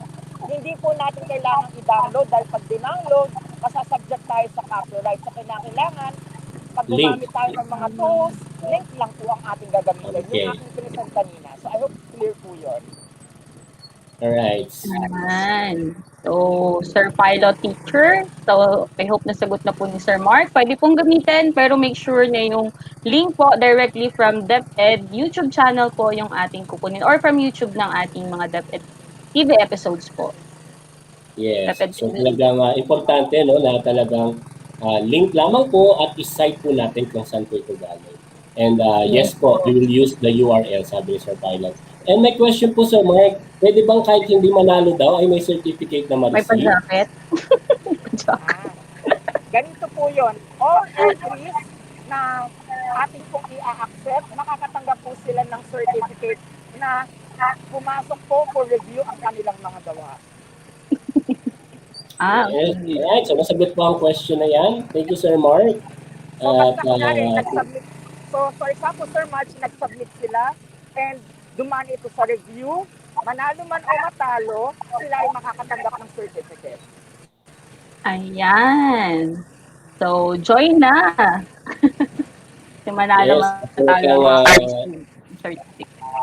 opo. Marami ng mga talagang excited na mag-create at hanapin yung mga naging, syempre ang ating mga teachers nga no, during this pandemic ay talagang nagkanila rin gawa ng kanilang mga videos, ng kanilang modules, ng kanilang presentation. Syempre, hindi yan mababaliwala, lalo na ngayon meron tayong first ever OER contest. Yes po. Meron pa ba At tayong mga question dito? magagamit ng lahat dahil ito ay makikita sa ating DepEd Commons. Ayan po may question si Ma'am Deli Kapon. Ang gagamitin po bang exercises ay mula po sa DepEd Commons o pwede din po ba na mula sa ibang references? Thank you po. Sir Mark? Sir March, pwede paulit ng question? Ito, ang question po ni Ma'am Deli, ang gagamitin po bang exercises ay mula po ba sa DepEd Commons o pwede din po na iba o mula sa ibang references? Thank you. Ang suggestion ko po ay you can create your own exercises. You can Create cite your own. references. You can cite references po, pero wag natin ko copy yung mga exercises. Make sure it's your original work po. Original. Much better po. Again, ang Ma'am Del at para sa lahat ay it is highly recommended. At pagdating po sa exercises ay sarili po nating content, sarili po nating gawa. Ang magsa-cite lamang po tayo or mag-create po or add ng additional resources ay for added references or para mas kasi nga it's a supplemental material. Siyempre alam natin nga sa na-mention ko kanina yung mga NASA, sa mga videos from NASA, National Geographic at iba pa na mga magagandang created na content at sa DepEd TV at sa ating itulay ay maaari nyo pong include. Basta URL lamang po Tama po, wag kakalimutan ng URL. Kaya Ma'am Jane? Yes po. Sir, another question po from Sir Pilot Teacher. Sir, yung question po na one slide equal to one page po ba? Ang one slide natin equals to one page po talaga yon. So, may mga times na kung sakaling video ang gagamitin, kaya po aabot tayo ng 50 pages kasi sa mga exercises na ilalagay. So, again, minimum natin ang 50. So, 50 slides, meaning that is 50 pages.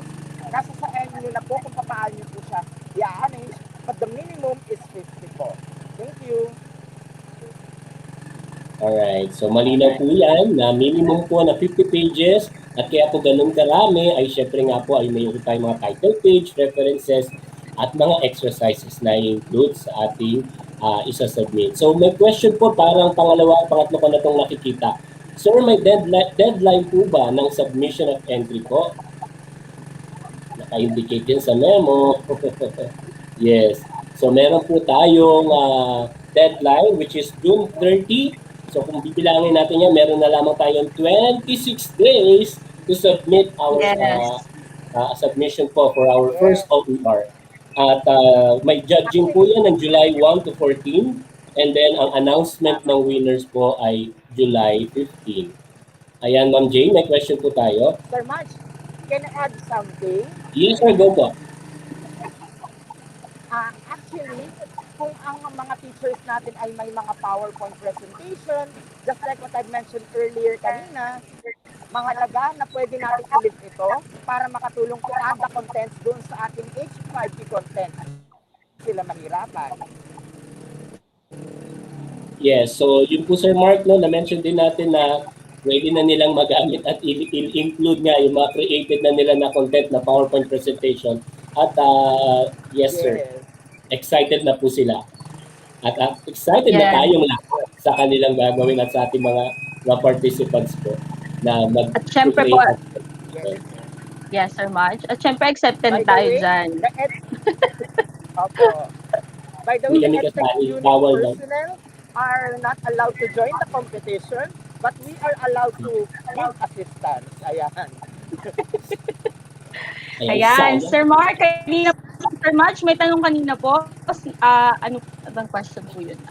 Wait lang po, check na natin Yun, open for all po ba kahit hindi DepEd teacher? I think ito ay nakalagay po sa ating memo. Nasa, under po siya ng Roman numeral number 1, eligibility, must be a Filipino citizen, must be a professional educator, public school, private school, college professor, or undergraduate student, bachelor in elementary education, bachelor in secondary education, between 90 to 60 years old. Ayan. Yes.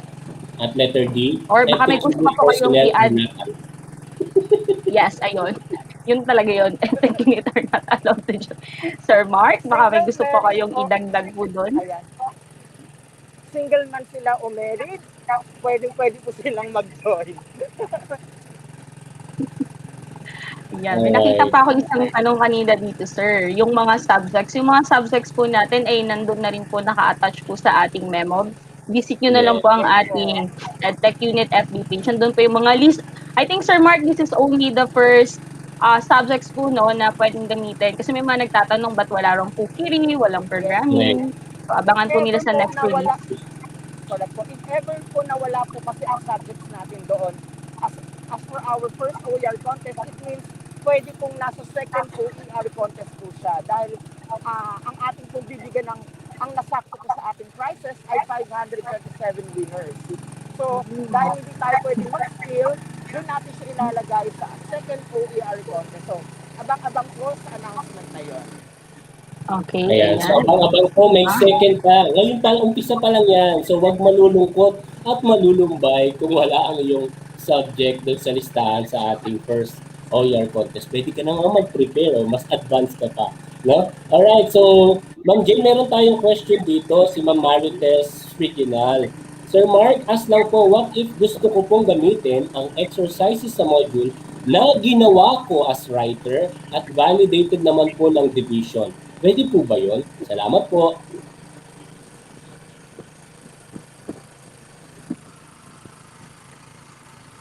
Sir Mark? Hello, Sir Maj. Medyo humina yung signal ko. Ano ulit yun? Sige po, ulitin ko po yung tanong. Si Ma'am daw po ay writer ng kanilang division. At meron na po siyang nagawa na ipasa na exercises na module. Pwede po ba yun yung ginawa niya sa division nila ay yun din po ang ilagay sa kanyang isasubmit na OER material? Ay, kinakailangan po kung anong sinabit natin sa division, iba po sa OER contest, hindi po siya pwedeng magkaroon ng conflict.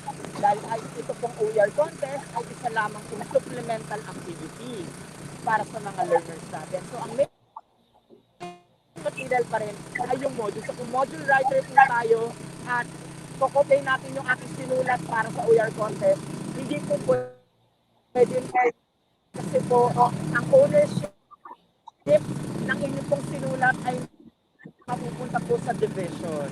So, I hope na-explain po yun ng mabuti. Yes, Sir Mark, klarong-klaro po na hindi pwedeng i-duplicate, kumbaga i-duplicate mo ang iyong nagawa na kasi nga ito ay module na ng inyong division. Kumbaga, it's owner na po ng division at sila na po ang may property na yan, and ang ating isasubmit should be our own created content din at hindi pa po na isubmit o na ipasa bilang isang SLM. Again, ang ating pong mga materials po ay ating mga supplementary materials. Okay. Thank you, Sir Mark. Tutor J, may nababasa ka pa bang questions? Meron po dito si Sir, wait lang po, wala.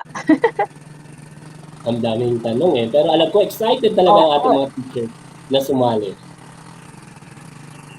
Wala natin question ni Sir. May nagtatanong kanina, Sir Mark, pwede raw po ba gamitin yung PowerPoint presentation? Isa po siya sa ating Itulay Tutor. Pwede raw po bang gamitin yung content po nun? Eto Yes pala. po, if ever meron tayong PowerPoint as Itulay Tutor at gusto natin i-utilize, we can use that naman po. Okay, pwede Kaya naman sabi ko po. kanina, it's an advantage kung talagang meron tayong mga presentation tools. Yeah. Okay Okay po. po. Thank you, Sir Mark. Thank you po. Ayan po, si Sir Pilot teacher pa rin. Alam ko, nag-start na itong mag-collect ng kanyang mga Abangan natin yung materials output niya. niya, Sir. Thank you, Sir Pilot. Ay, sa 15 questions exercises po ba, pwede pong any type of questions po, Sir Mark? Sir Mark, pwedeng any type of questions daw po ba sa 15 questions na exercises? Actually, any type will do basta follow po natin pag sinabing ilang items, yung pong ilalagay natin. Alright, so any type naman po ng questions ay pwede. Pero syempre dapat alam din natin yan. So the art of questioning, meron din tayo kahit paano na Yes po. alam mo yun, sa progression, may madali, easy, alam na ng mga teachers natin yan. So ito yung question ni Sir Ma'am Love. Sa MELT po ba magbe-base? Yes po. Ayan, ako na sumagot. Yes po. Ang ating mga competencies po ay galing sa MELT. Di ba, Sir Mark? Yes. Thank you. Tama po. Ayan, so, Nakarating na ako sa area ko. Ayan, so mas malinaw na sir ang signal. Hindi na gumagala kasi Yes kanina po. nasa biyahe po ang ating Sir Mark C. Ayan, nasa area na ako. Maririnig ko na kayo clearly. Yes po. Pasensya na. Ma'am Jane, next question po tayo. Ayan, ano po ang nitang pagpapasahan ng website, Sir? So, nabanggit na po yan kanina ni Sir. Ang isasubmit po natin yan siya sa email po ng OER@deped.gov.ph. So, send po natin siya via email. Tama ba, Sir Mark? Yep. So, naka-indicate po yan sa memo kung ano po yung content ng email ninyo at Yes po. ano po yung dapat na information versus supply natin. And even sa mga questions, Check na lang Sir, po ang di ba po, memo. naka-indicate? Yes, Sir Mark. Yes po, naka-indicate po sa memo yung kung saang website natin kailangan ipasa. Actually, it's not a website, it's an email kung saan 2 to 3 days makakatanggap po kayo ng response whether your entry is accepted or kinakailangan pang i-revise. Thank you po, Sir Mark. Ayan po, meron po tayong question from Sir Butch Lantikse. Ang 15 exercises ba ay total sa buong quarter na ginawa? Hindi po. Ang 15 Per exercises, meaning yun po ay para po sa isang lesson. So every lesson, meron kang exercise na i-ready. Ayan. So thank you po, Sir Mark. So, para maging guided sila, they can simply check the memo regarding the OER contest. Nakalagay po yun doon. Or if ever they do have questions, they can email us at oer@deped.gov.ph. Ayan. Siguro po we will entertain pa at least siguro 2-3 questions na po dahil time check. It's already 11:55. Ayan po si Sir Roland Bernabe. Mama Jane, may question po. Yan. From Sir Roland, sabi niya, Sir Mark, bawat quarter ba lahat ng lesson ay sama-sama sa H5P? If you are going to have an entry, isang quarter, isang H5P po. So if you would like to have 2 entries, then you have 2 H5P content na ipapasa. So kinakailangan magkakasama sa isang file format yung ating pong entry. So I hope clear po yun. Alright. So isang H5P, isang quarter. Kaya nga po ang minimum natin na page ay 50 kasi sobrang dami ang pwede nyo pang mailagay. Maraming lesson.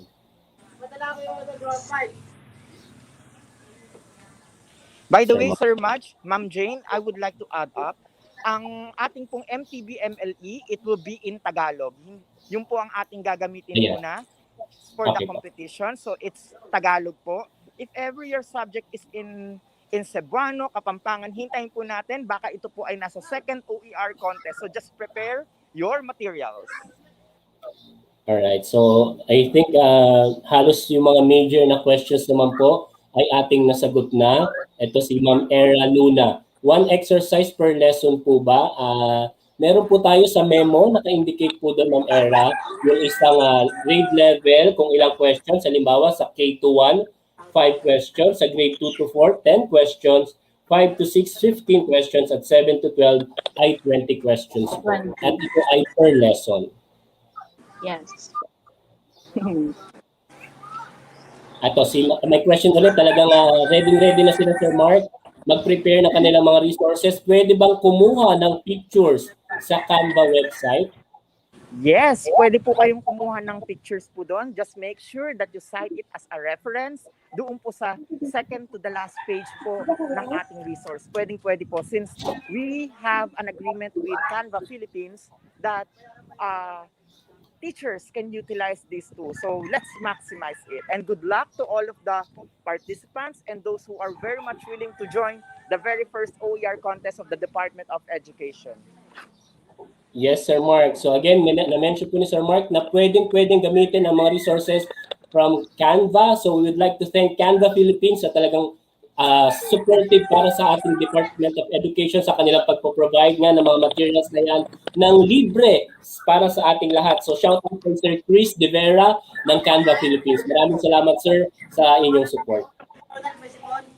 Actually, Sir Madge, we have a very nice question here coming from Sir Bas TV. Sabi niya, kung meron tayong sample, we will release a sample so that you will be inspired with that look. So it will be by next week.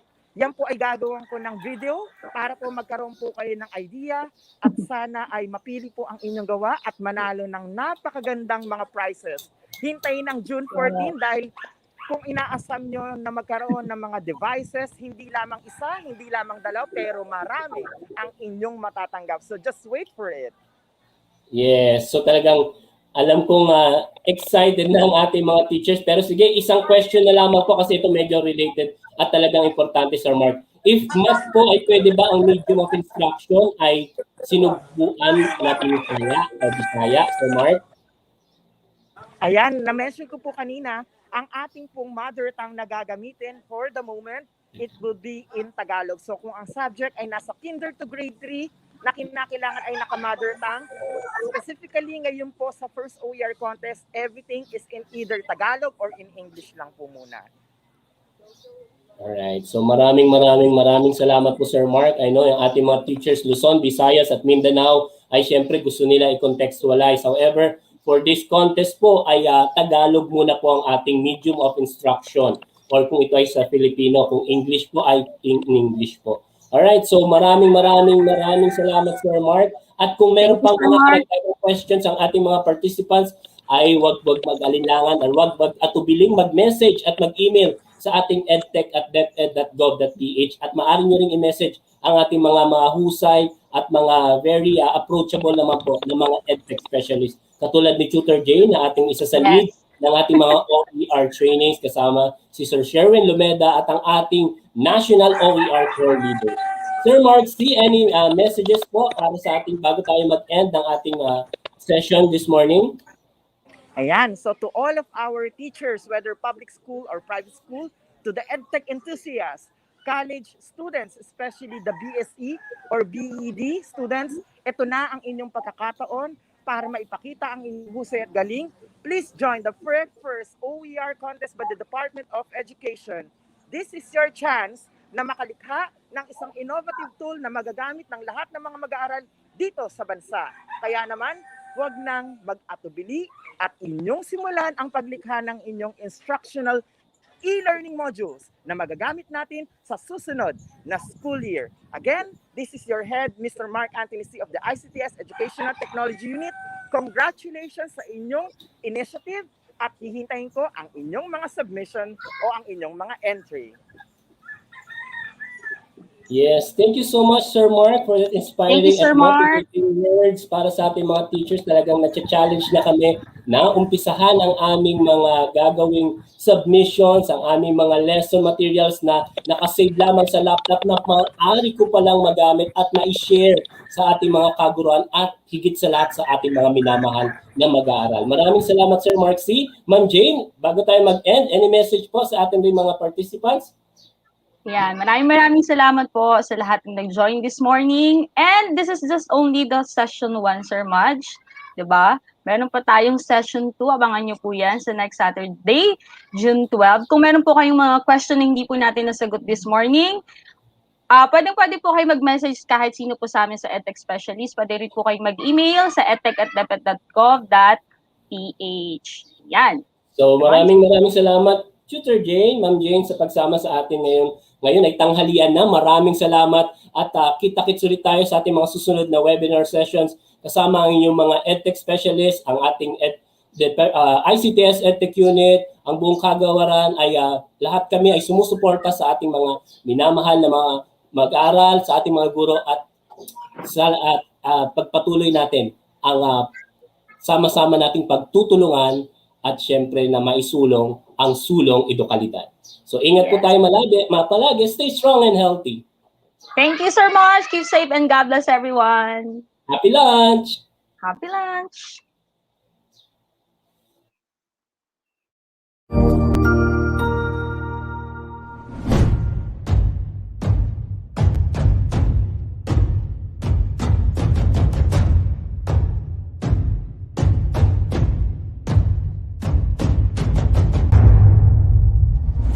As we face the command of rapid development in technological innovation in the world, the Philippines' preparedness in advancement of its physical facilities, infrastructure, and soft skills are given focus, especially with the empowerment of teachers' capacity and capability, not only in pedagogical aspects of teaching, but the confidence in delivering instruction with the use of information and communications technology. The Office of the Undersecretary for Administration, under the leadership of USEC Alain Delby Pasqua, established the Educational Technology Unit under the Information and Communications Technology Service. Its prime function is to empower and capacitate public school teachers and learners as required by the global demand of the fast-paced development in technology.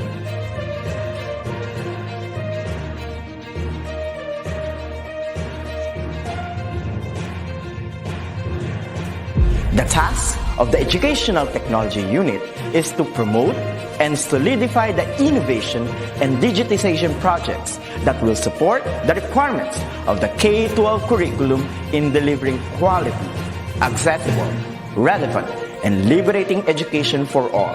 It targets different components and facets of skills development which will enable the technological advancement of the infrastructure of DepEd. This is supplemented with empowerment training programs in emerging technologies for public school teachers.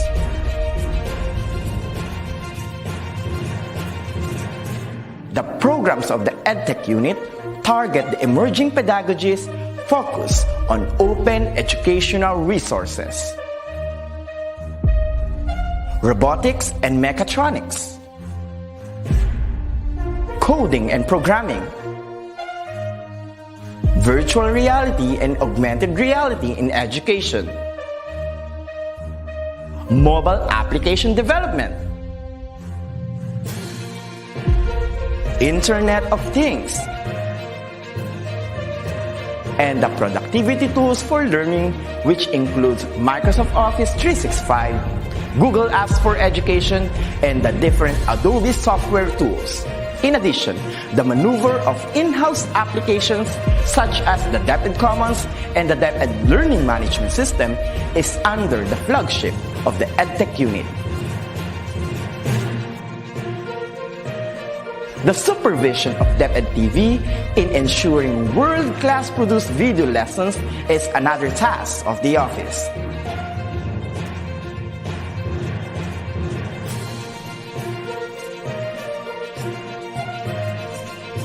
Lastly, the conduct of free online tutorial session, coined with the term Itulay, is a bridging program to support learners and parents in answering the self-learning modules pioneered with the initiative of the ICTS EdTech Unit.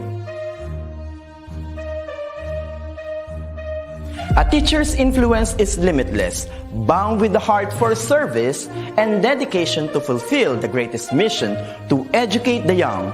The ICTS Educational Technology Unit will be there to promote, to empower, and to inspire Filipino teachers and learners as we grow as a tiger in the region, hitting our target as one of the best in educational technology. Come on and join us as we make our dreams into a reality.